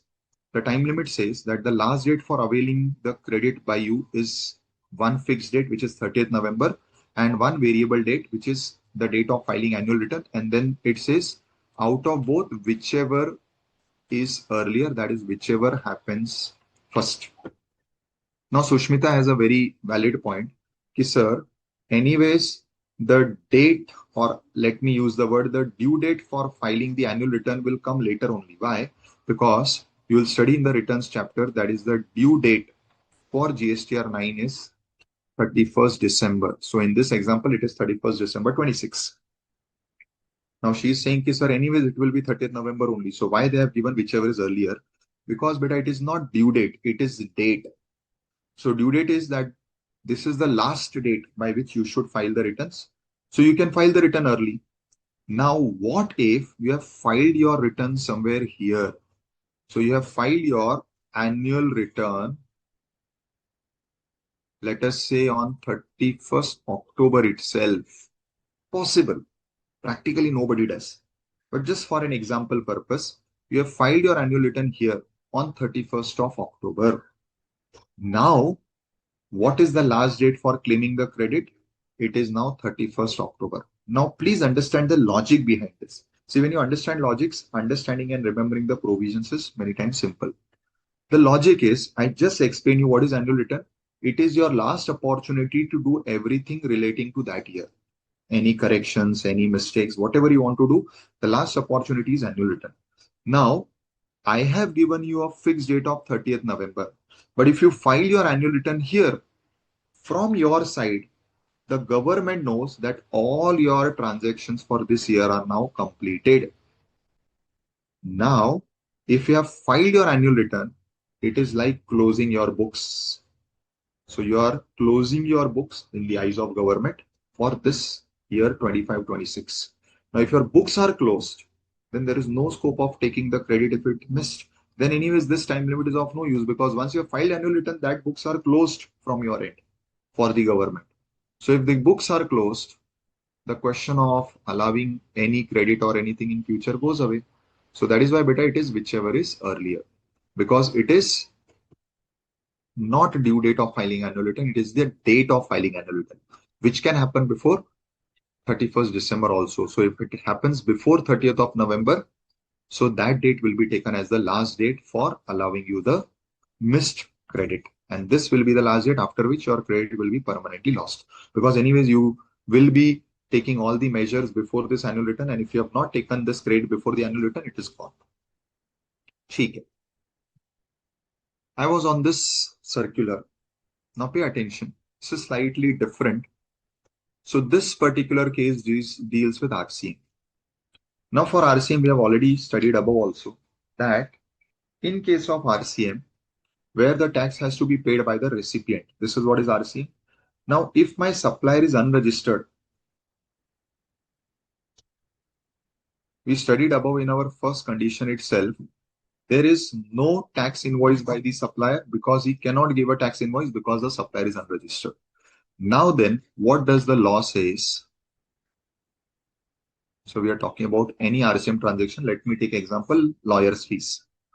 So the law says that the recipient has to prepare a self-invoice. Now, what is self-invoice? There is no such word self-invoice in the law. It says the recipient should prepare a tax invoice. Now, why I'm using a self-invoice? Because it is that you are preparing invoice on yourself. So in short, what supplier should have prepared the invoice and given to you, you are preparing yourself and keeping it in your records. Because this is very important. We saw in the first condition, you should have a relevant tax paying document. And in case of RCM transactions, it is the invoice which is prepared by you for yourself. Now, what is this clarification saying? So let us say this transaction of RCM happened in March 2025. So what is this transaction? You paid lawyers' fees in March 2025. Now, interestingly, you forgot to record this transaction in GST. Now, when I say you forgot to record in GST, what it means? You forgot to pay the RCM tax on this. You forgot in books of accounts or not. That is not our point of discussion. You may have shown it in books, but forgot in GST, or both things you have forgotten. Now, you remember or you get to know this only in the month of, let us say, October 25. Now, why this will happen? Because generally at that time you are doing your income tax return filing of last year. So this is financial year 24-25. You're a company whose books are closed, all audits are done. And while filing the returns of income tax, so somewhere in October, one of your income tax auditors identified, sir, see, this invoice is appearing, but you have not paid RCM. So what you do is, you do RCM payment here. And obviously, since you're doing RC payment now, you are raising the self-invoice also now. So what you should have done in March, you are doing in October. Now, what is the difference? This date is of next financial year, which is 25-26. Now the question is, this time limit of 16.4, how it has to be measured? Because if you strictly say, then for March 26, the time limit as per 16.4 will end on 30th November 25, because the transaction is of March 25, which is financial year 24-25. Correct? However, what is clarified here is that in case of RCM transaction where you have to pay tax yourself and also you have to raise invoice yourself, we will check the 16.4 time limit, not on the basis of the date of transaction, but on the basis of when you prepare the self-invoice. Now, since you have prepared the self-invoice in October 25, the financial year is now 25-26. So now, which will be the last date for claiming this input tax credit? It will be 30th November 26 and not 30th November 25. In short, for RCM transactions, the year of transaction is not relevant for deciding the 16.4 time limit, but the year in which you raise self-invoice will be the year for deciding the time limit. So here the same point is given. The relevant financial year for deciding the time limit under section 16.4 will be the financial year in which invoice is raised by you, which is the self-invoice. So if you raise self-invoice in the next financial year, even though the transaction is pertaining to previous financial year, but if it was missed out to be recorded in previous financial year, so you did it in this current financial year. So this current financial year will be the base for deciding 16.4 time limit. So indirectly, this gives you a relief, because see why this will happen, because in case of RCM, since that invoice was not having any tax component, you may have missed it in GST because it is not appearing in your 2B also, because the supplier has not uploaded anything. It is not appearing in your 2B. And for some reason, it is missed out from your accounts, some from your GST returns everywhere. So firstly, you make this RCM payment late. Obviously, for making payment late, you have to pay interest. That is a different thing that you have paid. And you raise the self-invoice also late. Late means in the next financial year. So now the time limit is extending because of this. That is what is this clarificatory point. I hope this is clear to everyone, students. Is this understood? Any doubts on this, students?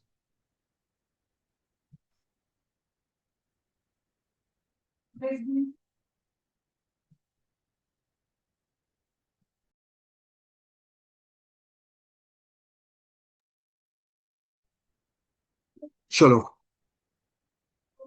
So now let us take a break of 10 minutes. When we come back, we'll come to again something interesting. So like how I explained now, what will happen in case of RCM, how the time limit will be calculated. Now, similarly, for another special case, the time limit is again extended like RC. We'll see this after our break. Fine, students?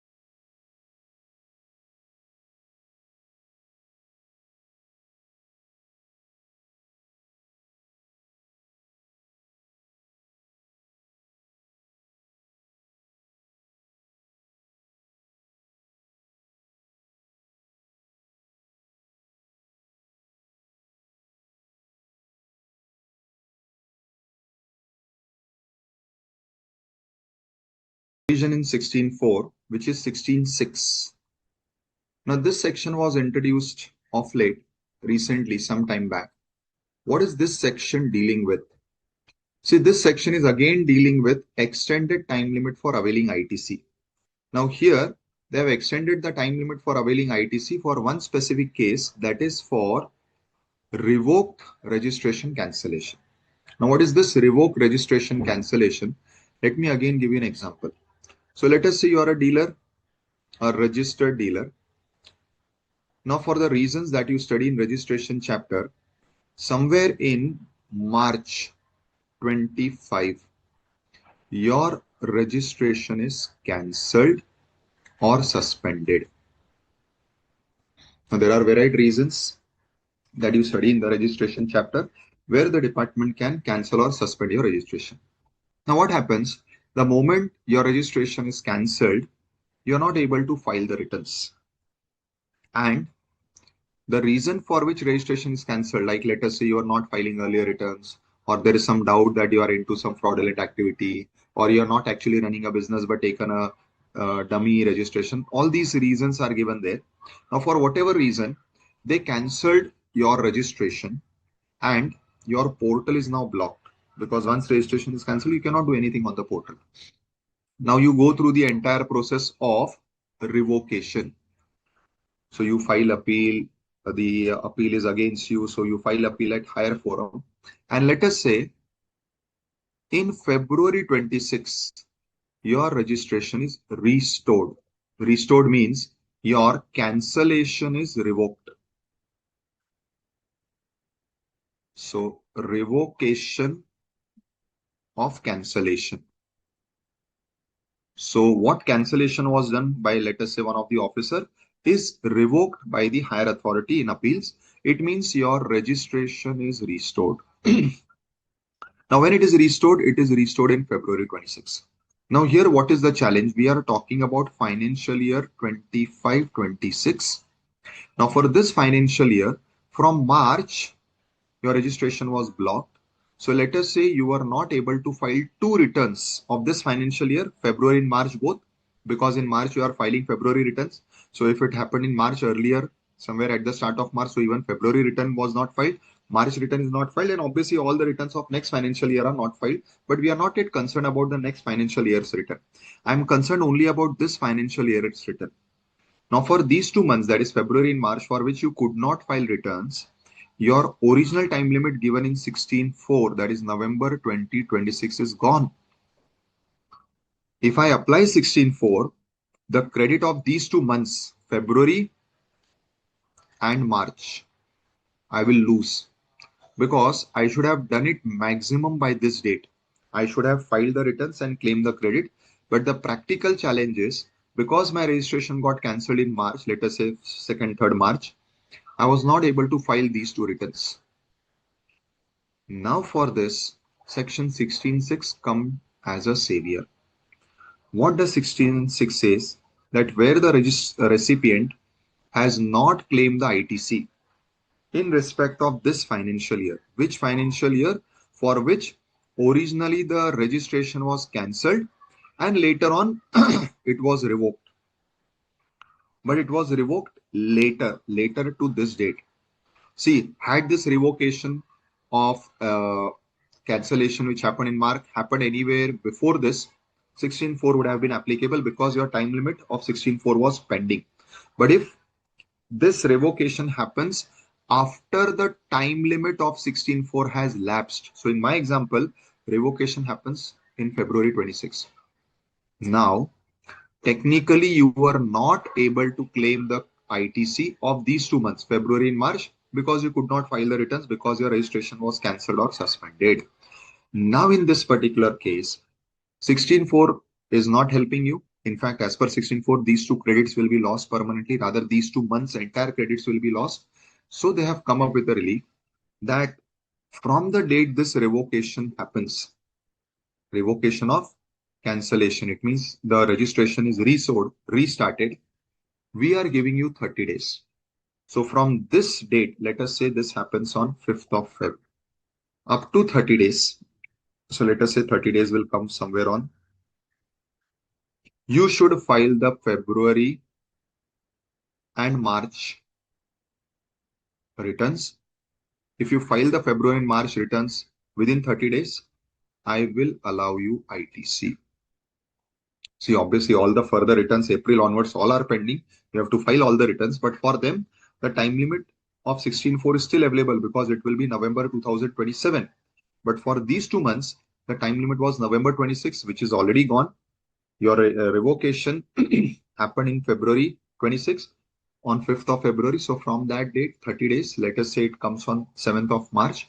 I allow you time up to 7th of March to claim this ITC. If you file these 2 returns within 30 days, we will assume that 16.4 was complied with and it has been complied with through 16.6. This is what is 16.6 saying. However, what is the important condition of 16.6? When 16.6 will apply? Only when the time limit of 16.4 was over. So revocation of cancellation happened after 16.4 time limit. If the 16.4 time limit has not passed, let us say this revocation in this example happened somewhere here in October 26 itself. So March 25 it was, sorry, writing wrong dates, students. It is March 26, huh? Sorry. So March 26 cancellation happened and revocation happened immediately in 5 months in October 26. Then 16.6 will not apply. 16.6 will apply only when revocation happens after the time limit given in 16.4, which in this case will be 30th of November 26. So it is February and March 26 returns. Sorry. So students, I hope this condition of 16.6 is clear. It is again extending the time limit of 16.4, but with a specific scenario that your registration was cancelled, suspended, and the revocation or the restoration happened only after the time limit of 16.4 is gone. Then whatever are your pending returns, those pending returns you should file within next 30 days. And if you do that, we will restore you the credits. We will allow you the credits of the pending returns in section 16.6. So 16.4 not applicable, 16.6 applicable. Is this clear to all students? Any doubts with this 16.6? Yes, Aditya. Sir, good evening, sir. Good evening, Aditya. Tell me. Sir, in 16.6, you have to explain that February, March, we cannot file, we cannot claim ITC on that. But in we did not play, we did not file that ITC on February and March. Can we do in April month, sir? With the pay interest in February month, last month, can we pay interest? It means your question is not connected to 16.6, right? You're asking a general question, right? Yes, sir. Yes, sir. See, understand this. Any month's return which you have missed can be filed later. Up till when? Up till this date. This you will study in the returns chapter also, that 30th November of the next financial year is the last date for filing all pending returns. So in your example, let us say this registration, cancellation, etc. not happen. It is normally the business is going on. Your February and March return, you failed to file up within the due date given in the act of filing returns. But you filed it late. So you can file it in April, you can file it in May, June, July, August, September, up to 30th of November. The portal will allow you to file these returns. Obviously, if any tax is payable, on that tax, interest is applicable. You will have to pay interest because by filing returns rate, you are postponing the tax liability. So the interest will be applicable. Yes, sir. Yes, sir. Correct, Beta? Sir, if in 2 years we cannot file, if we can fail, what happens, sir? 2 years What? we cannot file that. See, Beta, 2 years again. First, is it because of registration cancellation? If it is because of registration cancellation, the law will wait till your registration is restored. After that, they will give you 30 days to file the pending returns and claim the credit. But if it is not because of registration cancellation and if you have not filed the returns, the law will not help you after 30th of November of the next financial year. Okay, sir. Okay. Thank you, sir. Means what? Whatever is liability, that law will come and collect from you, but it will not allow you ITC. So that will be your punishment for not filing the returns up to 30th of November. Okay, thank you, sir. ठीक है बेटा?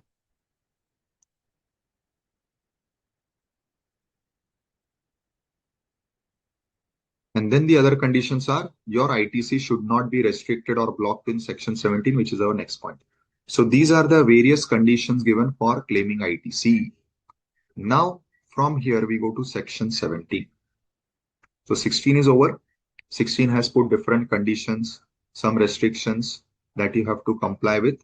And after complying with those, you will be eligible to take the ITC. Now coming to some important restrictions which are given in section 17. Now section 17 can be divided into two parts. Up to 17.4. So 4 is not given here, but up to section 17 subsection 4, the provisions are dealing with. So all these sections 1 to 4, they are dealing with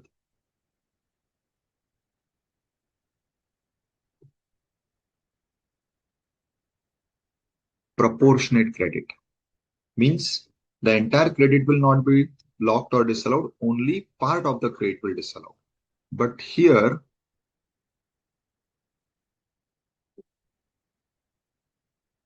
(17.5) deals with scenario where your entire credit is disallowed. So 17.4, section 17.1 to 4 deals with the scenario where part of the credit, proportionate credit, is blocked.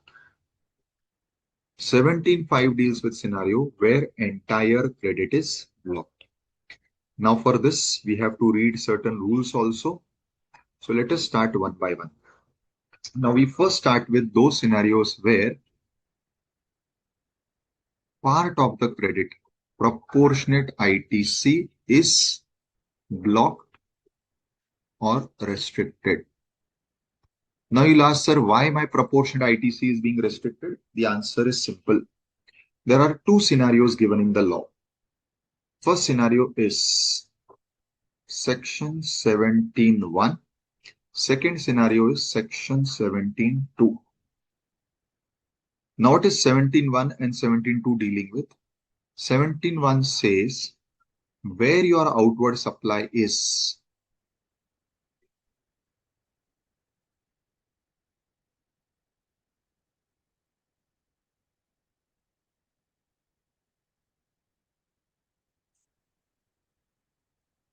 So where your outward has two types of supplies: supplies related to business, supplies not related to business.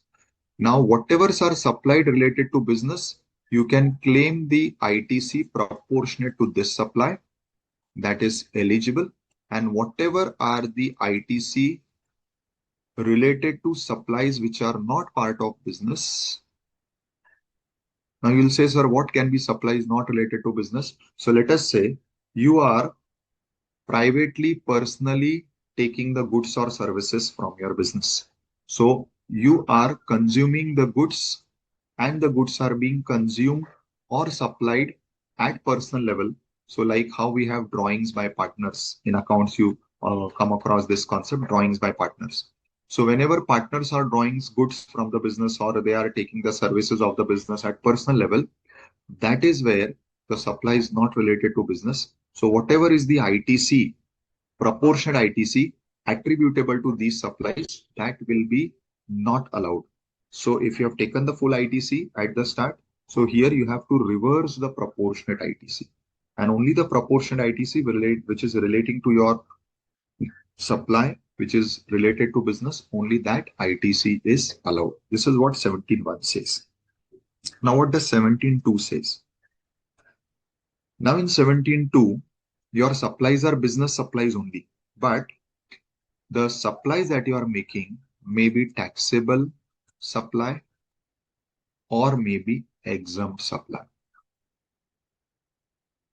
Now again, whatever is ITC attributable to taxable supply, that you can keep. Whatever is the ITC, proportion ITC attributable to exempt supply, that either you should not avail or you should reverse. So what is the example? Let us say I am supplying 5 different types of goods. So my business has 5 different products. Out of 5, 3 are taxable, 2 are exempt. So whatever input credit I take for these 3 items which are taxable supplies, I can take the credit of them. Whatever inputs I take for these 2 items which are exempt, I cannot take the credit for them. If there are some common inputs which are commonly used for both the goods, both the types of supplies, then I will have to proportion that ITC. How to do it? All calculation part we are going to study later. But first I am giving you the broad idea. So where now right now we are talking about section 17.1 to section 17.4, which deals with allowing part of the ITC, proportionate ITC, and not allowing the remaining part of the ITC. But the question is when or why they will allow part and not allow part. So there are 2 reasons, 17.1 and 17.2. 71 says where supply is related to business and not related to business. So not related to business, whatever is the proportionate ITC consumed, that will not be allowed. And where the supplies are relating to taxable and exempt, whatever is not related to taxable will be not allowed. Only what is related to taxable will be allowed. So let us go through this particular provision.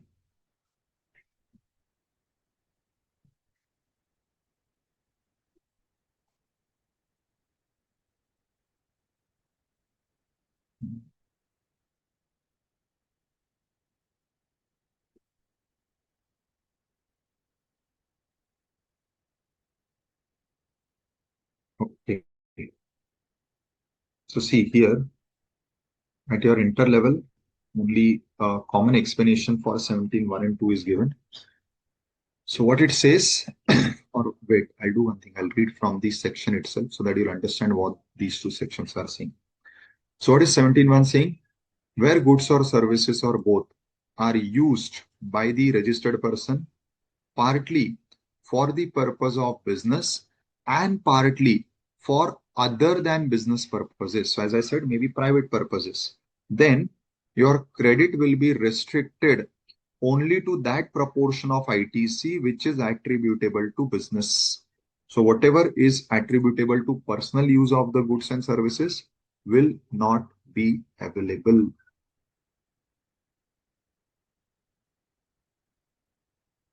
Anil, beta, there is no percentage for this.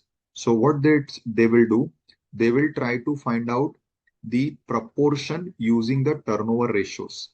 So that is what is given in rule 42-43. So using the turnover ratio, they will find out the part amount, that is a proportionate amount. So it is not that there will be a percentage given for manufacturing and all. They will provide a calculation for this. Now what is subsection 2 saying?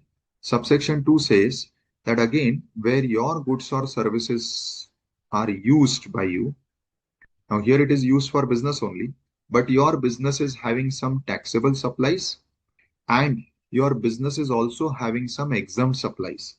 Then again, what will happen? The input tax credit will be allowed to you to that extent which is attributable to taxable supplies, and whatever is related to exempt supplies, that will not be allowed or it will be reversed. So this is what is section 17.1 and 2 dealing with. And then 17.3 deals with how to find out the value of this exempt supplies for which credit is restricted. So section 17.1 is where your supply is used for business, non-business. So let us say business and personal. 17.2 where it is used in business, but within business, some part of your supply is taxable, some part is exempt. All right. This is what are the 2 reasons, 2 causes for allowing you credit proportionate and not fully. Pawan is saying simple business use ITC allowed, taxable supply ITC allowed. Yes. Correct. Now we come to what is the interesting part, which is 17.5. Now 1 and 2 were giving you proportionate. So part was given, part was not given. And why not given? We have seen the reasons in 7.1 and 7.2. Now 17.5 is very rigid. Again, why? Because it is allowing you, or it is, sorry, disallowing you the complete ITC. Your entire ITC is blocked. Now, when or why this entire ITC is blocked, the list is given in 17.5. Now, we call it as blocked ITC under section 17.5. This is how we call it. Now, in this 17.5, there is a list of various items which you will find in different these pointers where they are saying ITC will be completely disallowed. ITC will be completely blocked. Now, when and why it will be blocked, that is what you have to remember. You have to learn it for the purpose of exams. It will be helpful to you for two types of questions. One, for practical questions, where you have to decide while solving the practical sum whether ITC should be taken or not.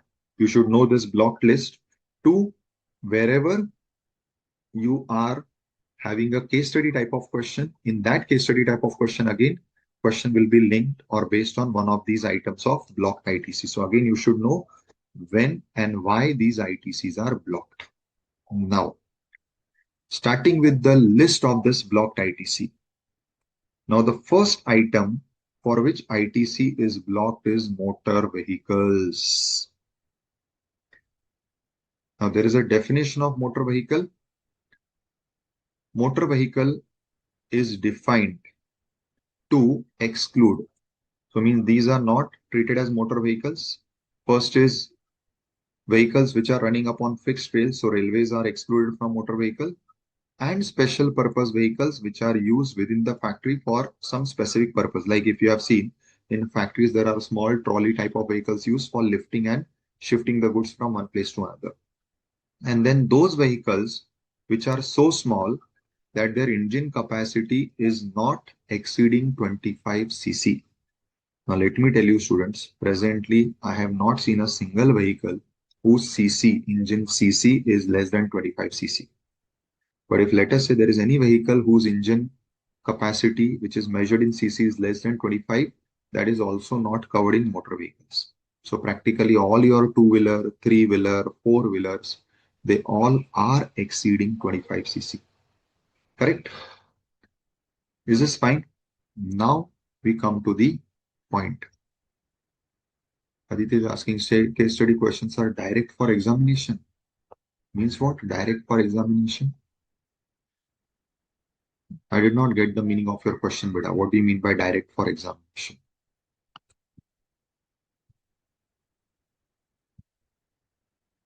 Yes, Aditya. Sir, in examination they can give direct straightforward What is direct? questions, sir. What is direct? Sir, straightforward questions, sir. Like So straightforward only they will ask. See, the case study means what? They will say, Mr. Vishal purchased a motor vehicle for using it for going and coming to office. Whether this motor vehicle ITC is allowed. This is how the question will be asked. Okay, sir. Okay. I understand, sir. Understand. Perfect. Perfect, sir. Okay, sir. Clear, sir. Now, please understand what is this first restriction. So see, firstly, what is excluded anyways, we are not using them. What we are using in our day-to-day life, we are using two-wheelers, we are using four-wheelers. All are covered in the definition of motor vehicle. So now we are talking about, so you can simply keep in mind whatever two-wheeler, four-wheeler you are having. Now presently, your two-wheeler, four-wheeler is for your personal use. But let us say, I have purchased a two-wheeler, four-wheeler for being used for my profession. Now for my profession, I have to travel a lot. So where I'm going within the city to nearby distances, maybe I'm taking two-wheeler. But where I'm going for longer distances or I'm going intercity to different other cities, I'm using the four-wheeler. Now I have purchased both paying GST. So when I purchased two-wheeler, I paid GST on that also. When I purchased four-wheeler, I purchased GST on, paid GST on that also. Now if my business is bigger, there is a possibility I may have purchased vehicles for giving it to my manager, to my director, to my employee, so that they can use it for my business work. So my employee who has to regularly go to bank or to different offices, I have given a vehicle to that person. Again, maybe two-wheeler or four-wheeler. Similarly, to my manager, to my director, for their traveling, I have given them vehicle. Now, in all these cases, wherever I have given them a vehicle, this vehicle, while purchasing, I have paid some GST. Now, the question is, what happens of this GST credit? The answer is, the credit is not allowed. I will not get credit of any of this GST. Please keep this in mind. Now, what is the point? Now, here, when you read this section, when you read the section for the first time, it appears to be very complicated.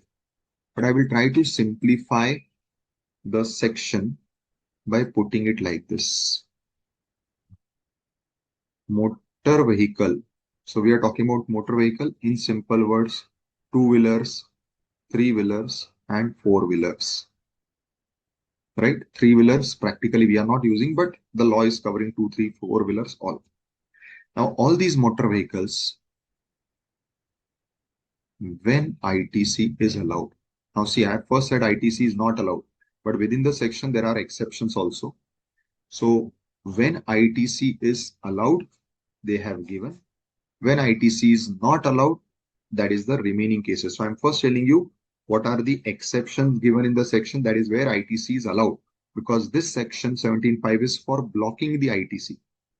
So this section is for blocking the ITC, that is not allowing you ITC, but this section has some exceptions where they are saying ITC will be allowed. So what are those cases? First is motor vehicle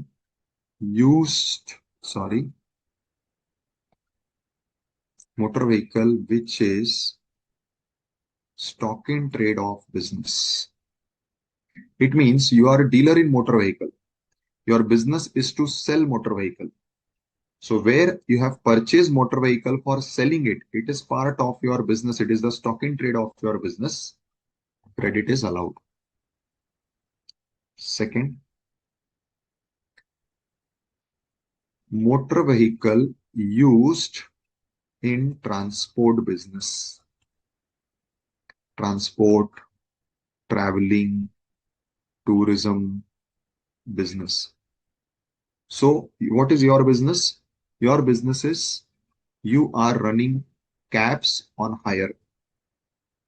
That is, you are using your vehicle for giving it to people who want to travel to different places and you are charging from them. This is your business, what we say, traveling, tourism, etc.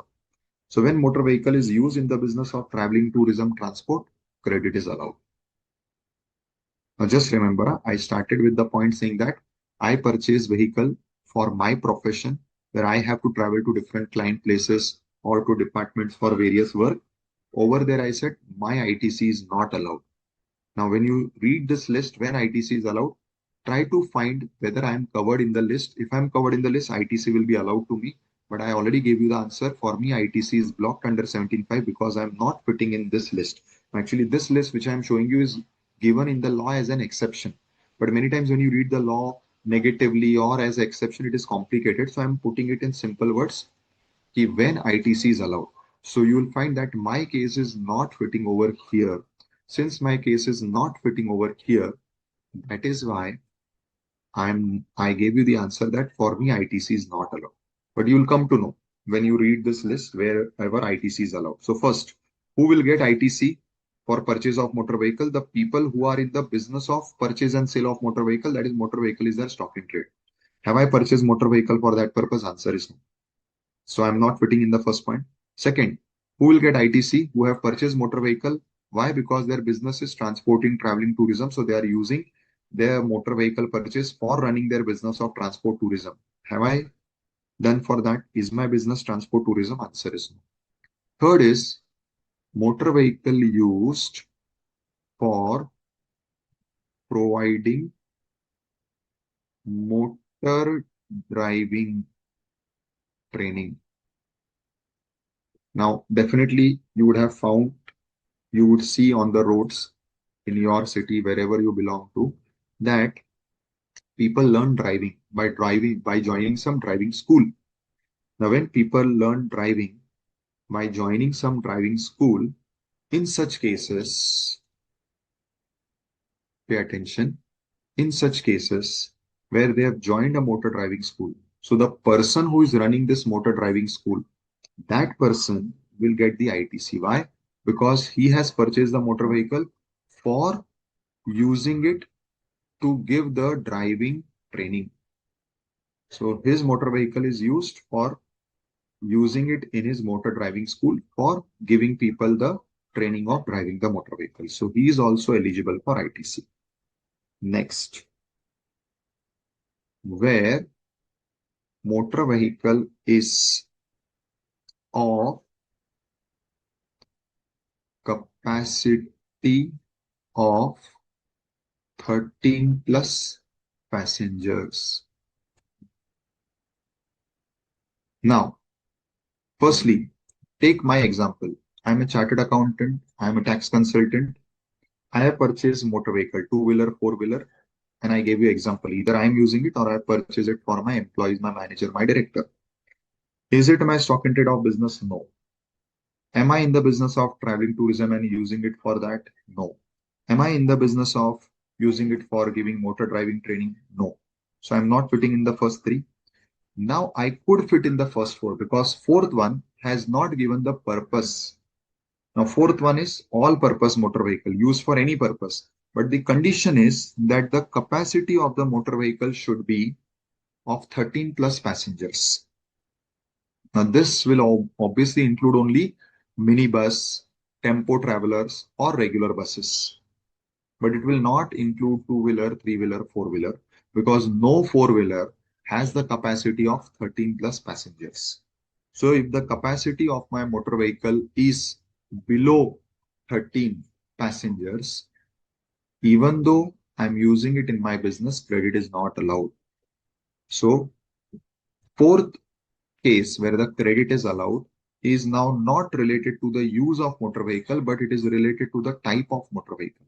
So if in my business, let us say, same example, I have purchased a minibus. This minibus is obviously of 13 plus capacity, or I have purchased a tempo traveler and I'm using it for my employees for bringing them to the office and sending them back to their house. So this motor vehicle which I have purchased, which is of 13 plus passenger capacity, I will get ITC. But practically no one is doing that. That is why I started with the example of my own case, because that you will apply to any other case, you'll get the same answer. So wherever you are using it in your business, it will be allowed only if you fit in one of these four. Now, besides this motor vehicle, there is one more category, which is goods transport vehicles like tempo, trucks, correct? So whenever you purchase these things, tempos and trucks and lorry, which are used for goods transport, credit is again allowed. So for passenger transport, credit is allowed in these four cases. And if you have purchased any goods transport vehicle like tempo, trolley, truck, which is passed by RTO as a goods transport vehicle, credit is always allowed. For passenger, there are conditions. For goods transport, there is no condition. So in these four cases, credit is allowed. In all other cases, wherever I purchase motor vehicle, like as I said, I purchase it for my traveling or for traveling of my employees, directors, etc., credit is not allowed. Now, interestingly, not only the credit for purchase of motor vehicle, even the same rule applies where I've incurred expenses on repairs, maintenance, servicing, insurance. Now, when you purchase a vehicle, you incur expenses for all this also. Again, the same rule. So whether it is for purchase of motor vehicle or you have incurred expenses for the repair, maintenance, servicing, or insurance of the motor vehicle. In both cases, ITC is allowed if it is falling in one of these 5 categories. If it is not falling in one of these 5 categories, the credit of both purchase of motor vehicle or the expenses on its repair, servicing, maintenance is not allowed. So students, this is the first block items.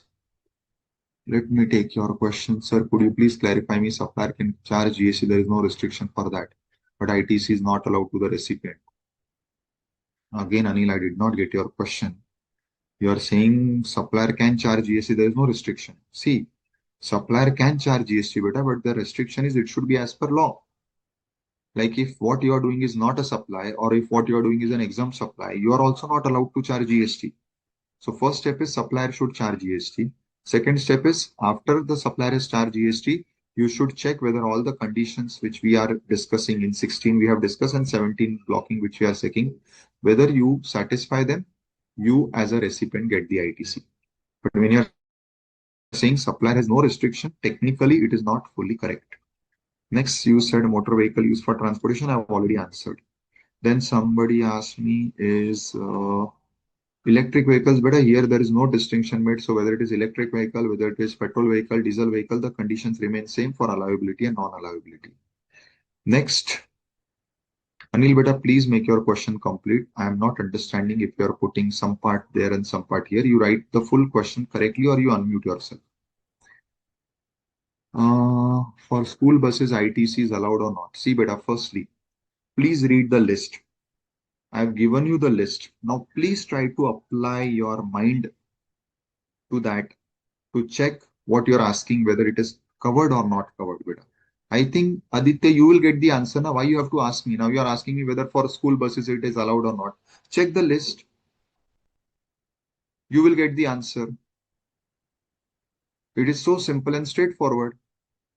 I have given you, that is why I have not gone to the technical language of the question, of the section, because it is negatively drafted and then there is exception. So it is too confusing. I have given you the section in simple words.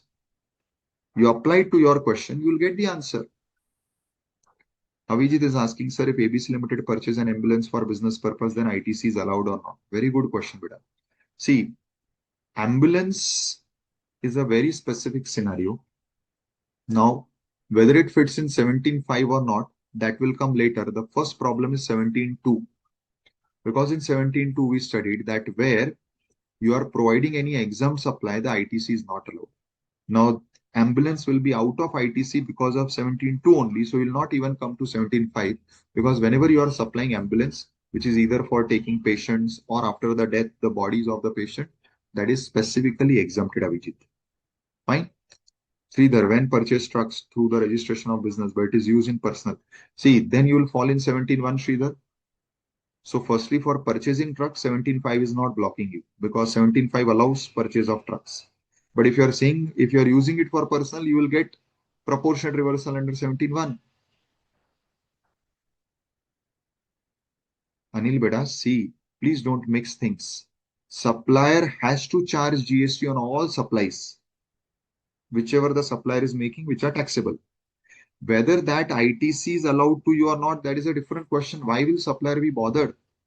So as a supplier, let us say you are running a shop where you are selling 50 items. Let us just imagine a Kirana shop. Now in Kirana shop, you are selling not 50, you are selling 500 items. And on those 500, out of 500, 400 items are taxable, 100 are exempt. You have to charge GST on those 400 items and not on those 100 items.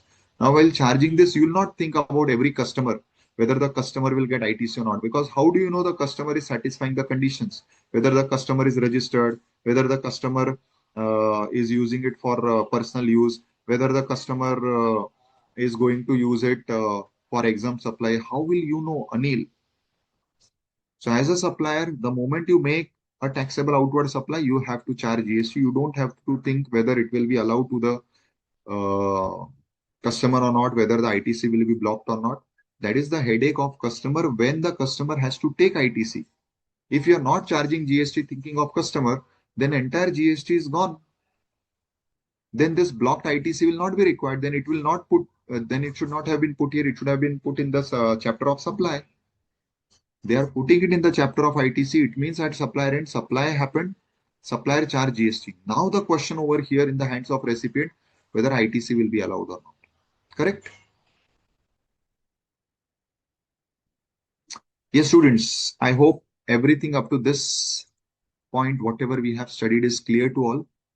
I will request you all to kindly read the remaining restrictions which are given in 17.5, because that is what we are going to cover in the next class.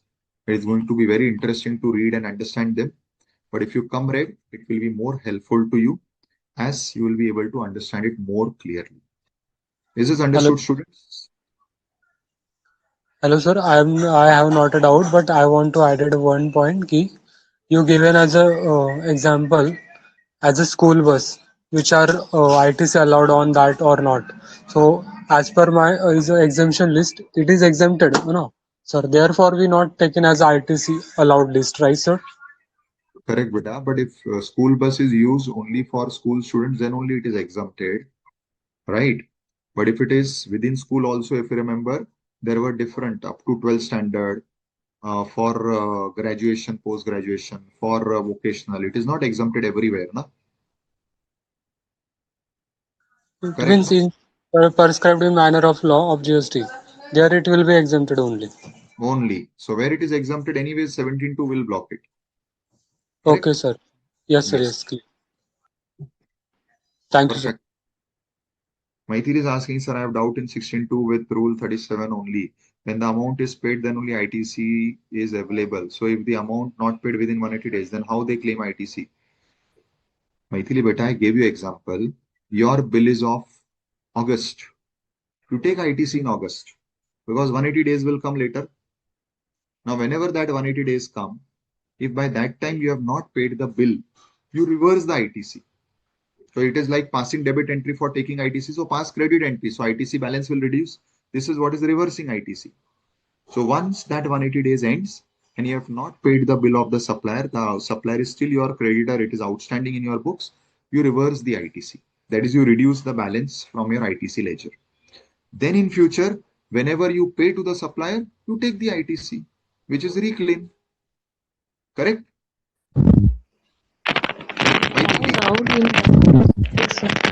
I have that you only. have a disturbance. There is a disturbance at your end. So now I'm clear. My voice is now clear. Now it is better. Please tell. Yes, sir. The amount is fully not paid within 180 days. Then ITC, how it will be available, sir? Then how it will be reversed? That's only I'm asked. But ITC is not example. I gave you example of what I purchased 100 rupees value goods, and that GST was 18%. Correct? Yes, sir. I taken this example. Now you tell me whether you have paid 100 or not at the time of purchase. Let us say entire 100 is credit. Okay? Yes, sir. Now, within this 180 days, have you paid any amount out of this 100 in your example? No, sir. So it means entire 100 is outstanding. Yes, sir.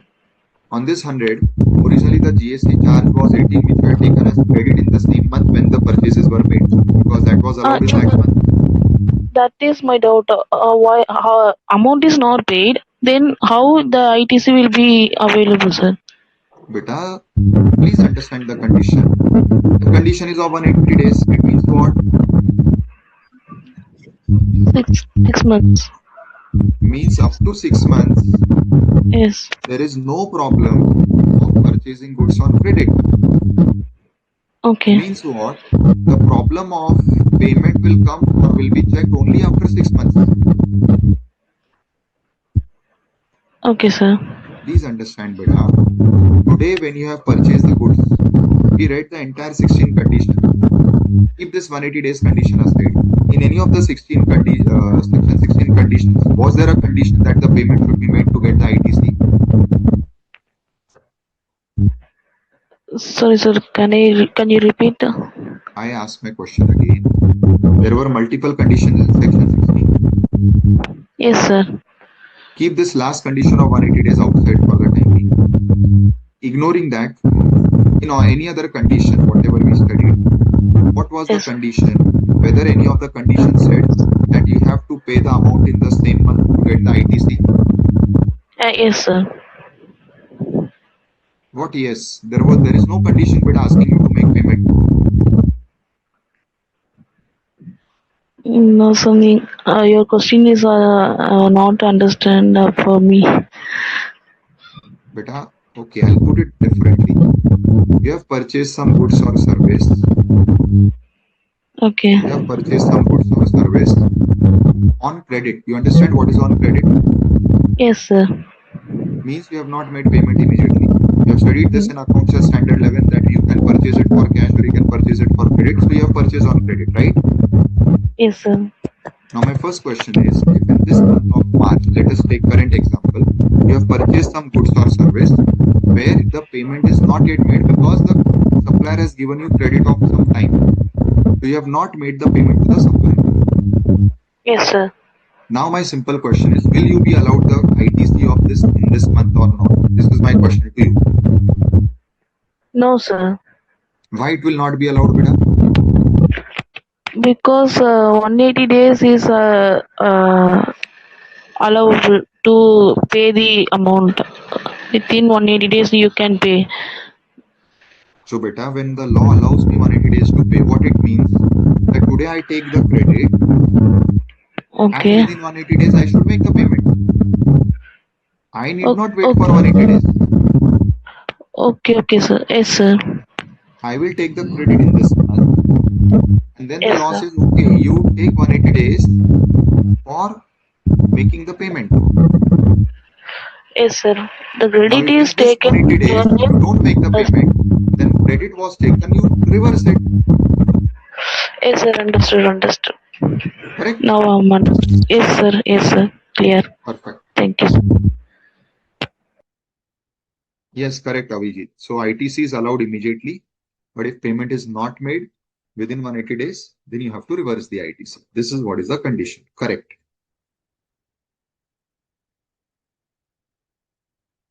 Students, is this clear to all? Any further queries or questions, students? No queries? Super.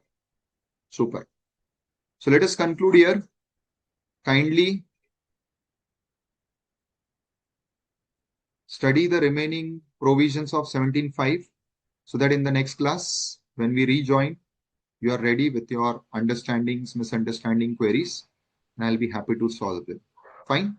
Thank you. Good day. Bye-bye, everyone. Recording stopped.